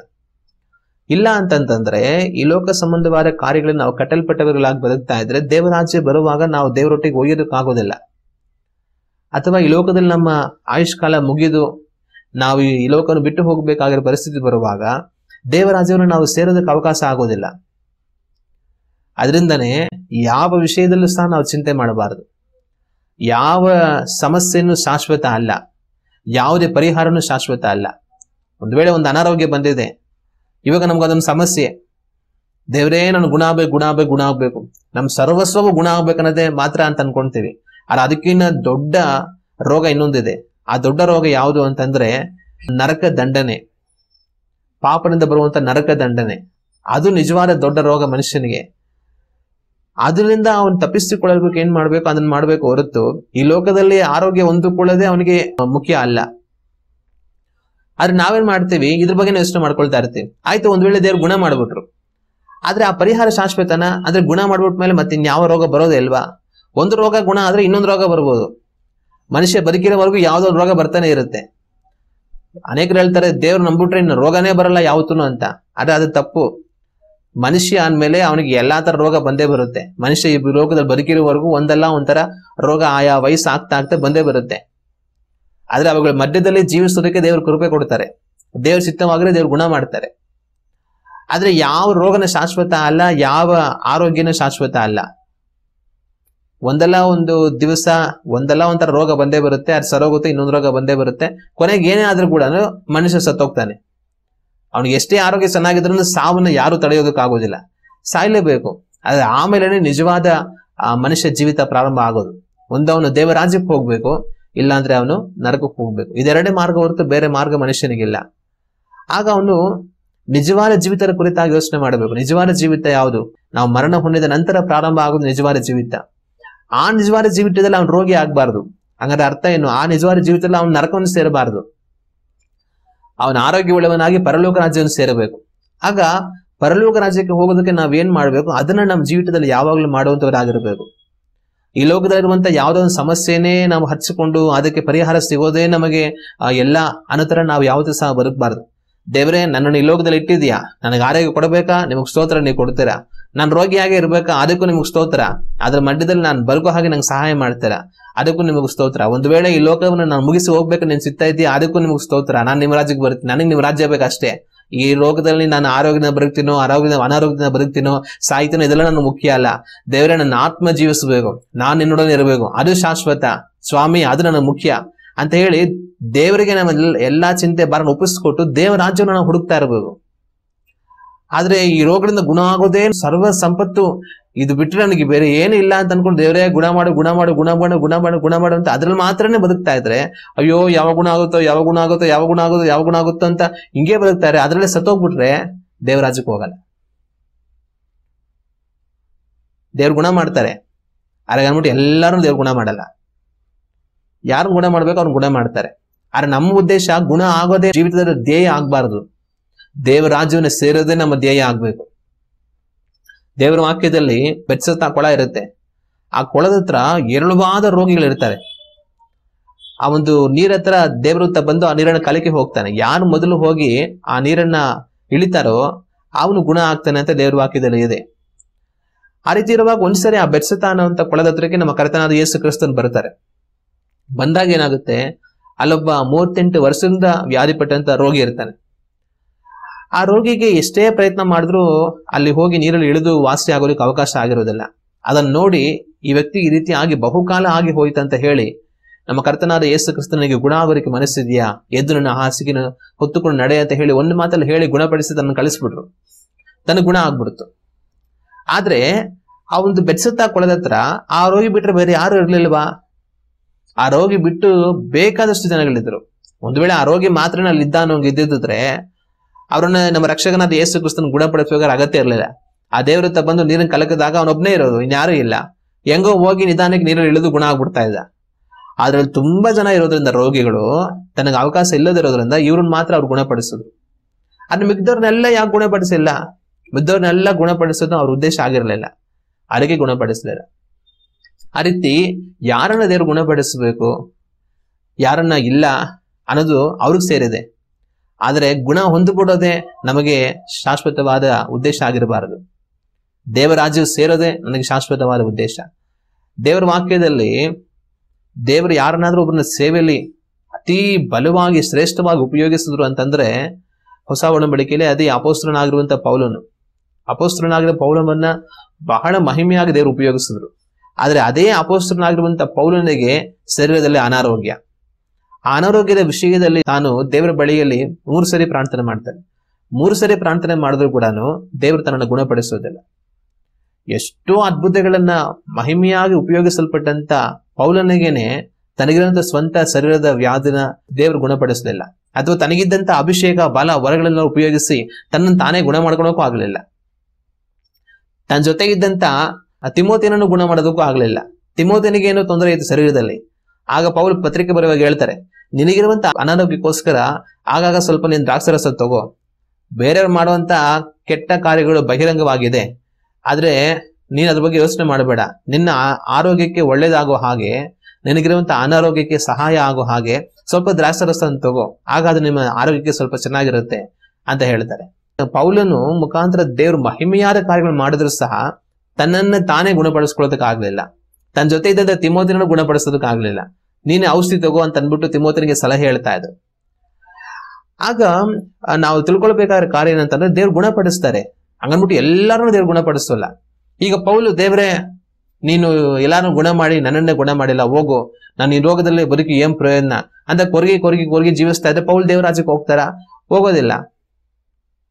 ಆದ್ರೆ ಪೌಲ್ ಅದನ್ನ ಮಾಡ್ಲಿಲ್ಲ. ನನಗೆ ಆರೋಗ್ಯ ಇದೆಯೋ ಆರೋಗ್ಯ ಇಲ್ವೋ, ಆರೋಗ್ಯ ಇದ್ರೂ ದೇವ್ರಿಗೆ ಸ್ತೋತ್ರ, ಆರೋಗ್ಯ ಇಲ್ಲ ಅಂದ್ರೆ ದೇವ್ರಿಗೆ ಸ್ತೋತ್ರ ಅಂತ ಹೇಳ್ಬಿಟ್ಟು ದೇವ್ರ ಸೇವೆ ಮಾಡ್ತಾ ಇದ್ರು ಅಷ್ಟೇ. ಅದ್ರ ಮಧ್ಯದಲ್ಲಿ ಆಗ್ಲೇ ದೇವ್ರು ಹೇಳೋದು ನನ್ನ ಕೃಪೆ ನನಗೆ ಸಾಕು ಅಂತ ಹೇಳಿ. ನಾವು ಈ ವಾಕ್ಯವನ್ನ ಬಹಳವಾಗಿ ಉಪಯೋಗಿಸ್ತೀವಿ, ದೇವ್ರ ನನ್ನ ಕೃಪೆ ಸಾಕು, ದೇವ್ರ ಕೃಪೆ ಸಾಕು, ದೇವ್ರ ಕೃಪೆ ಸಾಕು ಅಂತ ಹೇಳಿ. ಆದ್ರೆ ಪೌಲಿಗೆ ದೇವ್ರ ಆ ಮಾತು ಯಾವಾಗ ಹೇಳಿದ್ರು? ತನಗಿದ್ದಂತ ವಿಪರೀತವಾದ ಅನಾರೋಗ್ಯ, ತನ್ನನ್ನು ತಾನು ಗುಣಪಡಿಸಿಕೊಳ್ಳಕ್ ಆಗದೆ ಬಾಧೆ ಪಡ್ತಾ ಇರುವಂತ ಸಮಯದಲ್ಲಿ ದೇವರೇ ನನ್ನ ಗುಣ ಮಾಡಪ್ಪ ಅಂತ 3 ಸರಿ ಪ್ರಾರ್ಥನೆ ಮಾಡಿದ್ರು ಕೂಡ ದೇವ್ರು ಹೇಳೋ ಮಾತು, ನನ್ನ ಗುಣ ಮಾಡಲ್ಲ, ಆದ್ರೆ ನನ್ನ ಕೃಪೆ ನನಗೆ ಸಾಕು. ನಿನ್ನ ಬಲಹೀನತೆಯಲ್ಲಿ ನನ್ನ ಬಲ ಪರಿಪೂರ್ಣವಾಗಿರುತ್ತೆ, ಸಾಕು, ಅದ್ ನಿನ್ಗಿರ್ಬೇಕನ್ನೋದು ನನ್ನ ಉದ್ದೇಶ, ಅದಿರಲಿ. ಆದ್ರೆ ನಾನ್ ನಿನಗೆ ಬದುಕೋದಕ್ಕೆ ಕೃಪೆ ಕೊಡ್ತೇನೆ, ಬಲ ಕೊಡ್ತೇನೆ ಅಂತ ದೇವ್ರು ಪೌಲಿಗೆ ಹೇಳ್ತಾರೆ. ಅದನ್ನ ಪೌಲ್ ಹಾಗೆ ಸಂತೋಷವಾಗಿ ಸ್ವೀಕರಿಸಿದ್ರು, ಅದನ್ನ ಅಂಗೀಕರಿಸಿದ್ರು. ಅದು ಅಂಗೀಕರಿಸ್ತಿದ್ರೆ ತಾನು ಹಠ ಹಿಡಿದಿದ್ರೆ, ನನ್ನ ಗುಣ ಮಾಡ್ಲೇಬೇಕು, ನೀನು ಇಲ್ಲ ನನ್ನ ನೋಡ್ಕೊ ಆಗೋದಿಲ್ಲ ಅನ್ನೋಂಗಿದ್ರೆ ತನ್ನ ದೇವರಾಜ್ಯಕ್ಕೆ ಹೋಗಿ ಆಗ್ತಾ ಇರ್ಲಿಲ್ಲ. ಮೋಶೆನ ದೇವ್ರು ಹೇಳಿದ್ರು, ನೀನ್ ಆ ಕಾನಾನ್ ದೇಶಕ್ಕೆ ಹೋಗ್ಬಾರ್ದು ಅಷ್ಟೇ ಅಂತ ಹೇಳಿ 3 ಸರಿ ಮೋಶೆ ಪ್ರಾರ್ಥನೆ ಮಾಡಿದ್ರು, ಆದ್ರೂ ದೇವ್ರು ಕೇಳಲಿಲ್ಲ. ಈ ವಿಷಯದಲ್ಲಿ ನನ್ನ ಹತ್ರ ಮತ್ತೆ ಮಾತಾಡಬೇಡ ಅಂತ ದೇವ್ರು ಹೇಳಿದ್ರು. ಆದ್ರೆ ಮೋಶೆ ಹಠ ಹಿಡಿದು, ದೇವ್ರೆ ಏನ್ ನೀನ್ ಹಿಂಗ್ ಮಾಡ್ತೀಯ, ನಾನು ಇವ್ರನ್ನೆಲ್ಲ ಕರ್ಕೊಂಡ್ಬಂದು ಆ ದೇಶಕ್ಕೆ ನಾನೇ ಹೋಗೋದಕ್ಕಾಗಿಲ್ಲ ಅಂದ್ರೆ ಏನು ಅರ್ಥ ಅದ್ರಲ್ಲಿ? ಇಲ್ಲ, ನಾನು ಹೋಗ್ತೀನಿ, ಬನ್ರೋ ಎಲ್ಲ ಹೋಗೋಣ, ಯುದ್ಧ ಮಾಡಿ ಆ ದೇಶ ಜಯಿಸೋಣ ಅಂತ ಆ ದೇಶವನ್ನು ಪ್ರವೇಶ ಮಾಡುವಂತ ಪ್ರಯತ್ನ ಮೋಶೆ ಮಾಡಿದ್ರೆ ಏನಾಗಿರೋದು? ಅವ್ರು ಬಂದು ಮೋಶೆನ್ ಕೊಂದಾಕಿರೋರು. ಮೋಶೆ ತನ್ನ ಜೊತೆ ಯಾರೆಲ್ಲ ಹೋಗ್ತಾರ ಎಲ್ಲಾನು ಸಾಯಿಸಿರೋರು. ಆಗ ಮಿಗ್ದವರೆಲ್ಲ ಓಡೋಗ್ಬೇಕಾಯ್ತು ವಾಪಸ್. ಅಯ್ಯೋ ಮೋಶೆನ್ ಸಾಯಿಸ್ಬಿಟ್ರು, ಏನಾಯ್ತು ಏನೋ ಗೊತ್ತಿಲ್ಲ, ಮತ್ತೆ ಏನ್ ಮಾಡೋದು ಈಗ ಅಂತ ಮತ್ತೆ ವಾಪಸ್ ಬಂದ್ಬಿಟ್ಟು ಅರಣ್ಯದಲ್ಲಿ ಇಸ್ರಾಯೇಲ್ ಜನಗಳು ಅಯ್ಯೋ ನಮ್ಗೆ ಒಂದು ನಾಯಕ ಇಲ್ಲ ಅಂತ ಅಳೋ ಪರಿಸ್ಥಿತಿ ಬಂದಿರೋದು. ಆದ್ರೆ ಮೋಶೆ ಹಠ ಹಿಡಿಲಿಲ್ಲ. ಮೋಶೆ ಏನ್ ಮಾಡಿದ್ರು, ಸರಿ ದೇವ್ರೆ ನಾನು ಹೋಗ್ಬಾರ್ದು, ನಿಮ್ ಇಷ್ಟ ಆಯ್ತು, ಮುಂದಕ್ಕೆ ಯಾರು ಹೋಗ್ಬೇಕು ಅದನ್ನ ತೀರ್ಮಾನ ಮಾಡಿ ಹೇಳು ಅಂತ ಹೇಳಿದಾಗ ಯೆಹೋಶುವನನ್ನ ದೇವ್ರು ನೇಮಿಸ್ತಾರೆ. ಆಮೇಲೆ ಮೋಶೆ ಪಿಸ್ಗಾ ಬೆಟ್ಟದ ಮೇಲೆ ಹೋಗಿ ಆ ದೇಶವನ್ನೆಲ್ಲ ನೋಡಿ ಅವ್ರು ಇಲ್ಲಿ ಶರೀರವನ್ನು ಬಿಡ್ತಾರೆ, ದೇವರಾಜ್ಯನ ಸೇರ್ತಾರೆ. ಆಗ ಮೋಶೆ ಆಗಿರಲಿ ಅಥವಾ ಪೌಲ ಆಗಿರಲಿ, ಅವ್ರಿಗಿದ್ದಂತ ಯಾವುದೋ ಒಂದು ವಿಷಯದ ಸಲುವಾಗಿ ಅದನ್ನೇ ಚಿಂತೆ ಮಾಡಿಕೊಂಡು ದೇವ್ರ ಹತ್ರ ಹಠ ಹಿಡ್ಕೊಂಡು ಅದನ್ನ ಭೂಲೋಕದಲ್ಲಿ ನೆರವೇರಿಸ್ಕೊಳ್ಳೋದೆ, ಮೋಶೆ ಕಾನಾನ್ ದೇಶಕ್ಕೆ ಹೋಗೋದೇ ನನಗೆ ಮುಖ್ಯ, ಪೌಲು ನನ್ನ ಗುಣ ಮಾಡಿರ್ಬೇಕು ಆಗ್ಲೇ ನನ್ನ ಮುಖ್ಯ ಅಂತ ಅದನ್ನೇ ಹಠ ಹಿಡಿದಿದ್ರೆ ಅವರು ದೇವರಾಜ್ಯಕ್ಕೆ ಹೋಗ್ತಾ ಇರ್ಲಿಲ್ಲ. ಆದ್ರೆ ಭೂಲೋಕ ಸಂಬಂಧವಾದ ಯಾವ್ದೊಂದು ಕೊರತೆನ ಅವ್ರು ಬಿಟ್ರು ದೇವ್ರಿಗೆ. ದೇವ್ರೆ ಕಾನಾನ್ ದೇಶಕ್ಕೆ ನಾನು ಹೋಗ್ಬಾರ್ದು ತಾನೆ, ಆಯ್ತು ಹೋಗಿಲ್ಲ ಅಂದ್ರೆ ಏನ್, ಹೋಗ್ಬಿಟ್ರೆ ಏನ್ ದೊಡ್ಡದು, ನಾನ್ ನಿಮ್ ರಾಜ್ಯಕ್ಕೆ ಬರಬೇಕು, ಸರಿ ಸ್ವಾಮಿ ನಾನು ಇಲ್ಲೇ ಶರೀರ ಬಿಡ್ತೀನಿ. ಮೋಶೆ ಬಿಟ್ರು. ಪೌಲಿಗೇನು, ದೇವ್ರೆ ನನ್ಗೆ ಆರೋಗ್ಯ ಕೊಟ್ಬಿಟ್ರೇನೆ ಏನ್ ಶಾಶ್ವತ, ನಾನು ಸಾಯ್ಲೇಬೇಕು ಒಂದ್ ದಿವ್ಸ, ಸರಿ ಆಯ್ತು ನನಗೆ ಆರೋಗ್ಯ ಕೊಡ್ತೀಯೋ ಅನಾರೋಗ್ಯ ಕೊಡ್ತೀಯೋ, ಅದ್ರ ಮಧ್ಯದಲ್ಲಿ ಬದುಕೋರಿಗೆ ನನ್ ಕೃಪೆ ಕೊಡ್ತೀಯ. ಒಬ್ಬ ಮನುಷ್ಯ ಆರೋಗ್ಯದಿಂದನೇ ಬದುಕೋಕ್ ಸಾಧ್ಯ ಇಲ್ಲ, ಒಬ್ಬ ಮನುಷ್ಯ ದೇವ್ರ ಕೃಪೆಯಿಂದನೇ ಬದುಕೋಕ್ ಸಾಧ್ಯ. ದೇವ್ರೆ ನನ್ನನ್ನು ಬದುಕಿಸ್ತೇ ನಿಮ್ಗೆ ಸ್ತೋತ್ರ, ನೀನು ಈ ಲೋಕದಲ್ಲಿ ನಾನು ಇಟ್ಟಿರೋಷ್ಟು ಕಾಲ ನಾನು ನಿಮ್ ಸೇವೆ ಮಾಡ್ತೇನೆ, ಅದ್ರ ಆರೋಗ್ಯದಿಂದಾದ್ರೂ ಸರಿ ಅನಾರೋಗ್ಯದ ಮಧ್ಯದಲ್ಲಾದ್ರೂ ಸರಿ, ಆದ್ರೆ ಒಂದು ದಿವಸ ನಾನು ನಿಮ್ ರಾಜ್ಯಕ್ಕೆ ಬರಬೇಕು, ಅದೇ ನನಗೆ ಮುಖ್ಯ. ನನ್ ಮುಖಾಂತರ ನೀನು ಸಾವಿರಾರು ಜನಗಳು ಗುಣ ಮಾಡಬಹುದು, ಲಕ್ಷಾಂತರ ಜನಗಳು ಗುಣ ಮಾಡಬಹುದು, ಆದ್ರೆ ನನಗೆ ನೀನು ಅನಾರೋಗ್ಯದ ಬಿಡ್ಬೋದು, ಏನೇ ಆದ್ರೂ ನಿಮಗೆ ಸ್ತೋತ್ರ ಅಂತ ಪೌಲು ದೇವ್ರ ಚಿತ್ತಕ್ಕೆ ನಾನು ಒಪ್ಪಿಸಿಕೊಟ್ಟು ಲೋಕ ಸಂಬಂಧವಾದ ಯಾವುದೋ ಒಂದು ಕಾರ್ಯ ತನ್ನ ಚಿಂತೆಗೆ ಒಳಪಡಿಸದ ಹಾಗೆ ದೇವರಿಗೆ ತನ್ನನ್ನು ಒಪ್ಪಿಸಿಕೊಟ್ಟು ತಾನು ನಡೆದನು. ಅದರಿಂದ ತಾನು ದೇವರ ರಾಜ್ಯವನ್ನು ಸೇರೋದಕ್ಕೆ ಅವಕಾಶ ಆಯಿತು. ಈ ದಿವಸ ನಾವು ಯಾವ ರೀತಿ ಇದ್ದೇವೆ? ಯಾವುದೋ ಒಂದು ಅನಾರೋಗ್ಯದ ವಿಷಯದಲ್ಲಿ ಅದೇ ದೊಡ್ಡ ಕಾರ್ಯ ಅಂತ ಅದನ್ನೇ ಚಿಂತೆ ಮಾಡಿಕೊಂಡು ನಾವು ಬದುಕ್ತಾ ಇದ್ದೀವ? ಯಾವುದೋ ಒಂದು ಹಣಕಾಸಿನ ತೊಂದರೆ ಕಷ್ಟ ಅದನ್ನೇ ದೊಡ್ಡ ವಿಷಯ ಅಂತ ಅನ್ಕೊಂಡು ಬದುಕ್ತಾ ಇದ್ದೀವ? ಅಥವಾ ಒಂದು ವೇಳೆ ನಮಗೆ ಬೇರೆಯವ್ರ ತರ ತುಂಬಾ ದುಡ್ಡು ಕಾಸು ಸೌಲಭ್ಯ ಅನುಕೂಲ ಇಲ್ಲ, ನಮ್ಗೆ ತಿನ್ನೋದಕ್ಕೆ ಕಷ್ಟ, ಉಡೋದಕ್ಕೆ ಕಷ್ಟ, ಆತರ ಪರಿಸ್ಥಿತಿ ಅದನ್ನೇ ದೊಡ್ಡದಾಗಿ ಇಟ್ಕೊಂಡು ನಾವು ಬದುಕ್ತಾ ಇದ್ದೀವ? ಇಲ್ಲ ಯಾವುದೋ ಒಂದು ಕೊರತೆ, ಏನೋ ಒಂದು ಸಮಸ್ಯೆ, ಏನೋ ಒಂದು ಬಾಧೆ, ಇವುಗಳೇ ನಮಗೆ ದೊಡ್ಡದು ಅನ್ಕೊಂಡು ಬದುಕ್ತಾ ಇದ್ದೀವ? ನಾವು ತಪ್ಪನ್ನು ಮಾಡೋರಾಗಿದ್ದೇವೆ. ಆ ಚಿಂತೆಗಳೇ ನಾವು ಬದುಕ್ಬಿಟ್ರೆ ದೇವರಾಜ್ಯಕ್ಕೆ ಹೋಗೋದಕ್ಕೆ ಸಾಧ್ಯ ಇಲ್ಲ. ಆದ್ರೆ ನಾವು ಸಕಲ ಚಿಂತೆಗಳನ್ನ ಬಿಟ್ಟು ದೇವರ ರಾಜ್ಯವನ್ನ ಸೇರೋದೇ ನನಗೆ ಮುಖ್ಯ, ದೇವರನ್ನ ನಾನು ಪ್ರೀತಿಸೋದೇ ನನಗೆ ಮುಖ್ಯ, ದೇವರನ್ನ ನಾನು ಸೇವಿಸೋದೇ ನನಗೆ ಮುಖ್ಯ, ದೇವರೇ ನೀನೇ ನನಗೆ ಸಗಲ ಅಂತ ಅನ್ಕೊಂಡು ನಾವು ಬದುಕುವಂತವರಾಗಿರ್ಬೇಕು. ಆಗ ಮಾತ್ರ ನಾವು ದೇವರಿಗೆ ಫಲ ಕೊಡೋದಕ್ಕೆ ಸಾಧ್ಯ, ದೇವರ ರಾಜ್ಯವನ್ನ ಸೇರೋದಕ್ಕೆ ಸಾಧ್ಯ. ನಿನ್ನನ್ನು ಪ್ರೀತಿಸುವಂತವ್ರ ಹಿತಕ್ಕಾಗಿ ಎಲ್ಲಾ ಕಾರ್ಯಗಳು ಒಳಿದಾಗಿ ನಡೆಯುತ್ತವೆ ಎಂಬುದಾಗಿ ನಾವು ದೇವರ ವಾಕ್ಯದಲ್ಲಿ ಓದ್ತೇವೆ. ಆದ್ರೆ ನಮ್ಗೆ ಏನೋ ಒಂದು ಆಗ್ಬಿಟ್ರೆ ಇದು ಯಾಕೆ ಹಿಂಗಾಯ್ತು ದೇವರೇ, ಇದು ಯಾಕೆ ಹಿಂಗಾಯ್ತು ಅಂತ ನಾವು ದೇವರ ಪ್ರಶ್ನೆ ಮಾಡುವಂತವ್ರಾಗಿರ್ತೀವಿ. ಆಗ ನಾವು ಓದುವಂತ ವಾಕ್ಯವನ್ನ ನಾವೇ ನಂಬೋದಿಲ್ಲ. ನಮಗೆಲ್ಲಾ ಚೆನ್ನಾಗಿರುವಾಗ ದೇವರನ್ನ ಪ್ರೀತಿ ಮಾಡುವಂತವ್ರಿಗಾಗಿ ಎಲ್ಲಾ ಕಾರ್ಯ ಒಳಿದಾಗಿ ನಡೆಯುತ್ತೆ, ದೇವ್ರಿಗೆ ಸ್ತೋತ್ರ ಅಂತ ಇರ್ತೇವೆ. ಏನೋ ಒಂದು ಕಷ್ಟ, ಸಂಕಟ, ತೊಂದರೆ ಬಂದ್ಬಿಟ್ರೆ ದೇವರೇ ಯಾಕೆ ನನ್ ಕೈ ಬಿಟ್ಟೆ, ಸ್ವಾಮಿ ಯಾಕೆ ನನ್ ಕೈ ಬಿಟ್ಟೆ ಅಂತ ಇರ್ತೀವಿ. ಆಗ ವಾಕ್ಯವನ್ನು ಬದಲು ಮಾಡ್ಬಿಡ್ತೀವಿ. ಆದ್ರೆ ನಾವು ಆ ತರ ಇರಬಾರದು. ದೇವರ ಮೇಲೆ ಎಲ್ಲಾ ಸಮಯದಲ್ಲಿ ಎಲ್ಲಾ ಕಾಲದಲ್ಲೂ ಒಂದೇ ವಿಶ್ವಾಸ ಉಳ್ಳವರುಗಳಾಗಿರಬೇಕು. ಏನೇ ನಡೀಲಿ ಈ ಲೋಕದಲ್ಲಿ ಯಾವುದೇ ಶಾಶ್ವತ ಅಲ್ಲ, ಆದ್ರೆ ದೇವ್ರು ಮಾತ್ರ ಶಾಶ್ವತ. ನನಗೆ ದೇವ್ರು ಬೇಕು, ದೇವರ ಆಚೆ ಬೇಕು. ದೇವರೇ ಏನೇ ನಡೆದ್ರು ನಿನಗೆ ಸ್ತೋತ್ರ, ನಿನ್ನ ಮೇಲೆ ನಾನು ನಂಬಿಕೆ ಇಟ್ಟು ಬದುಕ್ತೀನಿ, ಎಲ್ಲವನ್ನ ನೀನ್ ನೋಡ್ಕೊಳ್ತೀಯ, ನಿಮ್ಗೆ ಸ್ತೋತ್ರ ಅಂತ ನಾವು ಯಾವ ಚಿಂತೆಗೂ ಸ್ಥಳ ಕೊಡದೆ ದೇವರನ್ನೇ ನಂಬಿ ನಾವು ಬದುಕುವಂತವರುಗಳಾಗಿರಬೇಕು. ಹಲ್ಲೆಲೂಯಾ. ಇವತ್ತು ಆ ರೀತಿಯಾಗಿ ನಾವು ಬದುಕ್ತಾ ಇದ್ದೇವಾ, ಅಥವಾ ಚಿಂತೆಗೆ ಒಳಗಾಗಿ ನಾವು ಚಿಂತೆಗಳಿಂದ ಕಟ್ಟಲ್ಪಟ್ಟವர்களಾಗಿ ಬದುಕ್ತಾ ಇದ್ದೇವಾ? ನಮ್ಮನ್ನು ನಾವು ಯೋಚನೆ ಮಾಡಿ ನೋಡಬೇಕು. ನಾವು ಚಿಂತೆಗಳಿಗೆ, ಯಾವುದೇ ಚಿಂತೆ ಆಗಿರಲಿ, ಅದು ಮದುವೆ ಆಗಿರಲಿ, ಕೆಲಸ ಆಗಿರಲಿ, ಸಾಲ ಆಗಿರಲಿ, ಅನಾರೋಗ್ಯ ಆಗಿರಲಿ, ಯಾವುದೇ ಸಂಬಂಧಗಳಾಗಿರ್ಲಿ, ಬಂಧು ಬಳಗ ಆಗಿರಲಿ, ಜನಗಳಾಗಿರ್ಲಿ, ಯಾವುದೇ ವಿಷಯ ಆಗಿರಲಿ, ಯಾವುದೋ ಒಂದು ಚಿಂತೆಗೆ ನಾವು ಕಟ್ಟಲ್ಪಟ್ಟು ಬದುಕ್ತಾ ಇದೀವಿ ಅಂದ್ರೆ ಪಾಪವನ್ನು ಮಾಡಿ ಬದುಕ್ತಾ ಇದೀವಿ ಎಂಬುದಾಗಿ ಅರ್ಥ. ನಾವು ಚಿಂತೆಯಲ್ಲಿ ಇದೀವಿ ಅಂತಂದ್ರೆ ಪಾಪವನ್ನು ಮಾಡ್ತಾ ಇದೀವಿ ಎಂಬುದಾಗಿ ಅರ್ಥ. ಅದು ದೇವ ದೂಷಣ, ದೇವರಿಗೆ ನಾವು ಮಾಡುವಂತ ಅವಮಾನ. ಹೆಂಗೆ ಪ್ರಪಂಚದಲ್ಲಿ ದೊಡ್ಡ ಸಾಹುಕಾರನ ಮಗ ನಾನು ಅಂತ ಅನ್ಕೊಳ್ಳೋಣ. ನಮ್ಮ ಅಪ್ಪ ಹತ್ರ ಬಹಳಷ್ಟು ದುಡ್ಡಿದೆ, ನನಗೆ ಏನ್ ಕೇಳಿದ್ರು ಕೂಡ ಅವ್ರ ಕೈಲಿ ಕೊಡಿಸೋದಕ್ಕೆ ಅವ್ರಿಗೆ ಶಕ್ತಿ ಇದೆ. ಆದ್ರೆ ಅಂತವ್ರ ಮಗನ ಆಗಿದ್ಕೊಂಡು ನಾನು ಎಲ್ಲೋ ಒಂದ್ ಕಡೆ ಮೂಲೆಯಲ್ಲಿ ಕುತ್ಕೊಂಡು ಬೇಜಾರು ಮಾಡ್ಕೊಂಡು ನನಗೆ ಒಂದ್ ಜೊತೆ ಒಳ್ಳೆ ಬಟ್ಟೆ ತಗೊಳಕ್ ಆಗ್ತಾ ಇಲ್ಲ ಅಂತ ಅನ್ಕೊಂಡು ನಾವು ಕುತ್ಕೊಂಡಿದ್ರೆ ಯಾರಾದ್ರೂ ಬಂದು ಯಾಕೆ ಇಲ್ಲಿ ಇಷ್ಟೊಂದು ಬೇಜಾರ ಕುಳಿತಿದ್ದಿಲ್ಲ ಅಂತಂದ್ರೆ ನನ್ಗೊಂದು ಒಳ್ಳೆ ಒಂದು ಜೊತೆ ಬಟ್ಟೆ ಬೇಕು, ನನಗೆ ತಕ್ಕೊಡೋರು ಯಾರು ಇಲ್ಲ, ಏನ್ ಮಾಡೋದು, ನನ್ನ ಹತ್ರ ತಗೊಳಕ್ಕೆ ಕಾಸಿಲ್ಲ ಅಂತ ಅಂದು ಉತ್ತರ ಕೊಟ್ರೆ ಅವಾಗ ಅವ್ರೇನ್ ಮಾಡ್ತಾರೆ, ನಿಮ್ಮ ಅಪ್ಪ ನೋಡಿದ್ರೆ ಪ್ರಪಂಚಕ್ಕೆ ದೊಡ್ಡ ಶ್ರೀಮಂತ, ನಿಮ್ಮ ಅಪ್ಪನ ಹತ್ರ ಬಹಳಷ್ಟು ದುಡ್ಡಿದೆ, ನೀನ್ ನೋಡಿದ್ರೆ ಒಂದ್ ಜೊತೆ ಬಟ್ಟೆ ತಕೊಳಕ್ ನನ್ಗೆ ಯಾರು ಇಲ್ಲ, ನನ್ನ ಹತ್ರ ದುಡ್ಡಿಲ್ಲ ಅಂತ ಕುತ್ಕೊಂಡಿದ್ದೀಯಲ್ವಾ, ಯಾಕೆ ನಿಮ್ಮ ಅಪ್ಪ ನಿನ್ ಕೊಡ್ಸಲ್ವಾ ಅಂತ ಅನ್ಬಿಟ್ಟು ನಿಮ್ಮ ಅಪ್ಪನಿಗೆ ಒಂದ್ ಜೊತೆ ಬಟ್ಟೆ ಕೊಡ್ಸಕ್ ನಿನಗೇನು ಅಂತ ಅನ್ಬಿಟ್ಟು ಅವರು ಮಾತಾಡ್ತಾರೆ. ಅವಾಗ ಅದೇನಂತಂದ್ರೆ ದೊಡ್ಡ ಶ್ರೀಮಂತನಾಗಿದ್ದು, ಅವರು ಶ್ರೀಮಂತನ ಮಗನಾಗಿದ್ದು, ಆ ಮಗ ಹೋಗಿ ಎಲ್ಲೋ ಕುತ್ಕೊಂಡು ಬೇಜಾರು ಮಾಡ್ಕೊಂಡು ಒಂದ್ ಜೊತೆ ಬಟ್ಟೆಗೋಸ್ಕರ ಅವನು ಜನಗಳ ಹತ್ರ ನನ್ನ ಹತ್ರ ಇಲ್ಲ ಏನ್ ಮಾಡೋದು ಅಂತ ಮಾತಾಡ್ತಾ ಇದ್ದಾನೆ ಅಂತಂದ್ರೆ ಅದು ಅವ್ರ ಅಪ್ಪನ್ಗೆ ಆಗೋದು ದೊಡ್ಡ ಅವಮಾನ. ಕೇಳೋರೆಲ್ಲ ಏನ್ ಅನ್ಕೊಂತಾರೆ, ಇವರಪ್ಪ ದೊಡ್ಡ ಶ್ರೀಮಂತ, ಇವ್ ಮಗನು ಒಂದ್ ಜೊತೆ ಬಟ್ಟೆ ಕೊಡ್ಸಿಲ್ಲ ನೋಡು, ಅಷ್ಟು ದುಡ್ಡಿದ್ದು ಏನ್ ಪ್ರಯೋಜನ, ಮಕ್ಕಳಿಗೆ ಒಂದ್ ಸ್ವಲ್ಪ ಪ್ರೀತಿ ತೋರಿಸಿಲ್ಲ ಅಂದ್ರೆ ಅಂತ ಬೈಕೊಂತಾರೆ. ಆಗ ಮಗ ತಂದೆಗೆ ಅವಮಾನವನ್ನು ಮಾಡ್ತಾ ಇದ್ದಾನೆ. ಅದೇ ರೀತಿ ನಾನು ನೀವು ಸರ್ವಶಕ್ತನಾದ ಸಕಲವನ್ನು ಮಾಡಬಲ್ಲ ಎಲ್ಲಾ ಸಾಧ್ಯವಾಗಿರುವಂತಹ ದೇವರ ಮಕ್ಕಳಾಗಿ ನಾವು ಜೀವಿಸ್ತಾ ಇದ್ದು ಯಾವುದೋ ಒಂದು ವಿಷಯದಲ್ಲಿ ಅವ್ರ ಕೈಯಿಂದ ನಮ್ಗೆ ಸಹಾಯ ಮಾಡೋದಕ್ಕೆ ಆಗೋದಿಲ್ವೋ ಏನೋ, ಅವರು ನಮ್ಮಿಂದ ಬಿಡಿಸೋದಕ್ಕೆ ಆಗೋದಿಲ್ವೋ ಏನೋ ಅನ್ನೋ ರೀತಿಯಲ್ಲಿ ಅಯ್ಯೋ ನಮ್ಮ ಬದುಕಲ್ಲಿ ಯಾಕೆ ಹಿಂಗಾಯ್ತೋ ಏನೋ ಅಂತ ಅನ್ಕೊಂಡು ನಾವೆಲ್ಲೋ ಚಿಂತೆ ಮಾಡ್ಕೊಂಡು ಕೂತ್ಕೊಂಡಿದ್ರೆ ಅದನ್ನ ನಾವು ದೇವರು ಮಾಡುವಂತ ದೊಡ್ಡ ಅವಮಾನ. ಅದು ದೇವ ದೂಷಣೆ ಆಗುತ್ತೆ. ಅದರಿಂದನೇ ನಾವು ಚಿಂತೆ ಮಾಡಬಾರದು. ನಾವು ದೇವರನ್ನ ನಂಬಿ ವಿಶ್ವಾಸದಿಂದ ದೇವರ ಬಳಿಯಲ್ಲಿ ನಮ್ಮ ಕಾರ್ಯವನ್ನೆಲ್ಲ ಒಪ್ಪಿಸ್ಕೊಟ್ಟು ನಾವು ಪ್ರಾರ್ಥನೆ ಮಾಡಬೇಕು. ನಾವು ಯಾವುದೇ ವಿಷಯದಲ್ಲಿ ಚಿಂತೆ ಮಾಡ್ತಾ ಇದ್ರು ಕೂಡ ಆ ಕಾರ್ಯವನ್ನ ದೇವರಿಂದ ಬದಲಾಯಿಸೋಕ್ ಸಾಧ್ಯ ಇಲ್ವಾ? ದೇವರಿಂದ ಎಲ್ಲಾ ಕಾರ್ಯವನ್ನು ಬದಲಾಯಿಸೋಕ್ ಸಾಧ್ಯ, ದೇವರಿಂದ ಎಲ್ಲವನ್ನು ಮಾಡುವುದಕ್ಕೆ ಸಾಧ್ಯ. ಆದ್ರೆ ಅಂತ ದೇವರನ್ನ ನಂಬಿ ಆ ದೇವರ ಮೇಲೆ ನಾವು ವಿಶ್ವಾಸ ಹಿಡಿದ್ರ ಚಿಂತೆ ಮಾಡ್ಕೊಂಡು ಕೊರ್ಕೊಂಡು ಯೋಚನೆ ಮಾಡ್ಕೊಂಡು ಮೂಲೆಯಲ್ಲಿ ಕೂತಿದೀವಿ ಅಂತಂದ್ರೆ ನಾವು ದೇವರನ್ನ ಅವಮಾನ ಮಾಡ್ತಾ ಇದೀವಿ ಎಂಬುದಾಗಿ ಅರ್ಥ. ಅದನ್ನ ನೋಡುವಂತವ್ರು ಇವ್ರ ದೇವ್ರು ಇವ್ರನ್ನ ಬಿಡಿಸೋದಕ್ಕೆ ಸಾಧ್ಯ ಆಗ್ತಾ ಇಲ್ವಾ ಅಂದ್ರೆ ಇವ್ರ ದೇವ್ರಿಗೆ ಮಾಡಕ್ ಸಾಧ್ಯ ಇಲ್ವಾ, ಇವ್ರ ದೇವ್ರಿಗೆ ನಂಬಿ ಏನ್ ಪ್ರಯೋಜನ ಅಂತ ಇನ್ನೊಬ್ರು ದೇವರನ್ನ ಅಲ್ಲಗಳೆಯುವುದಕ್ಕೆ ನಾವೇ ಅವಕಾಶ ಮಾಡ್ಕೊಡ್ತಾ ಇದೀವಿ ಎಂಬುದಾಗಿ ಅರ್ಥ. ಆಗ ನಮ್ಮಿಂದ ದೇವರ ನಾಮಕ್ಕೆ ದೂಷಣೆ ಆಗಬಾರದು, ನಮ್ಮಿಂದ ದೇವರ ನಾಮಕ್ಕೆ ಅವಮಾನ ಆಗಬಾರದು, ನಮ್ಮಿಂದ ದೇವರ ಹೆಸರು ಜನಗಳಲ್ಲಿ ಕಡೆಗಣಿಸಲ್ಪಡಬಾರದು. ನೋಡುವಂತವ್ರು ಕೇಳೋವಂತವ್ರು ಇವ್ರ ದೇವ್ರು ಇವ್ರನ್ನ ಬಿಡಿಸಕ್ ಸಾಧ್ಯ ಇಲ್ವೇನೋ, ಇವ್ರ ದೇವ್ರು ಇವರಿಗೆ ಉಪಕಾರ ಮಾಡಕ್ ಸಾಧ್ಯ ಇಲ್ವೇನೋ, ಯಾವಾಗ ಈ ದೇವ್ರ ನಂಬಿ ಏನ್ ಪ್ರಯೋಜನ, ನಾವು ಈ ದೇವ್ರನ್ನ ನಂಬೋದ್ರಿಂದ ಏನ್ ಪ್ರಯೋಜನ, ಇವ್ರಿಗೆ ದೇವ್ರ ಏನ್ ಮಾಡಿಲ್ಲ ನಮಗೇನ್ ಮಾಡ್ತಾರೆ ಅಂತ ಅನ್ಕೊಳ್ಳೋದಕ್ಕೆ ನಾವು ಅವಕಾಶ ಮಾಡಿಕೊಟ್ಬಿಡ್ತೇವೆ. ಆಗ ನಾವೇನ್ ಮಾಡುವಂತವರಾಗಿರ್ತೇವೆ, ದೇವರ ನಾಮವನ್ನು ಇನ್ನೊಬ್ಬ ಮೊದಲೇ ಅವಮಾನಕ್ಕೊಳಪಡಿಸಿ ಕಡೆಗಣಿಸಿ ಅವರ ಹೆಸರ ಘನತೆಯನ್ನು ಹಾಳು ಮಾಡುವಂತವರಾಗಿರ್ತೇವೆ. ಯಾಕೆ ದೇವ್ರಿಗೆ ನಮ್ಮನ್ನು ಬಿಡಿಸೋದಕ್ಕೆ ಸಾಧ್ಯ ಇಲ್ವಾ? ದೇವ್ರ ಒಂದು ಕ್ಷಣಕ್ಕೆ ಏನ್ ಬೇಕಾದ್ರೂ ಮಾಡಕ್ ಸಾಧ್ಯ, ಆದ್ರೆ ಅದೆಲ್ಲ ಸಾಧ್ಯ ಇಲ್ಲವೇನೋ ಅನ್ನೋ ತರ ನಾವು ಇನ್ನೊಬ್ಬರಿಗೆ ನಮ್ಮ ದೇವ್ರನ್ನ ಬೇರೆಯವ್ರ ಮುಂದೆ ತೋರಿಸ್ತಾ ಇರ್ತೀವಿ. ಹಾಗಾದ್ರೆ ನಾವು ದೇವರ ಘನತೆಯನ್ನು ಹಾಳು ಮಾಡಿ, ದೇವರ ಹೆಸರನ್ನ ಹಾಳು ಮಾಡಿ, ದೇವರ ಮಹಿಮೆಯನ್ನ ನಾವು ಹಾಳು ಮಾಡಿ ನಾವು ಬದುಕುವಂತವರಾಗಿರ್ತೀವಿ. ಅದು ಪಾಪವಾಗಿ ಮಾರ್ಪಡುತ್ತೆ. ಅದಕ್ಕೋಸ್ಕರ ದೇವರು ಹೇಳೋದು ಚಿಂತೆ ಮಾಡಬೇಡಿ ಅಂತ ಹೇಳಿ. ಈ ದಿವಸ ನಾನು ನೀವು ಯಾವ ರೀತಿ ಇದ್ದೇವೆ, ನಮ್ಮನ್ನು ನಾವು ಪರೀಕ್ಷೆ ಮಾಡ್ಕೊಂಡು ನೋಡಬೇಕು.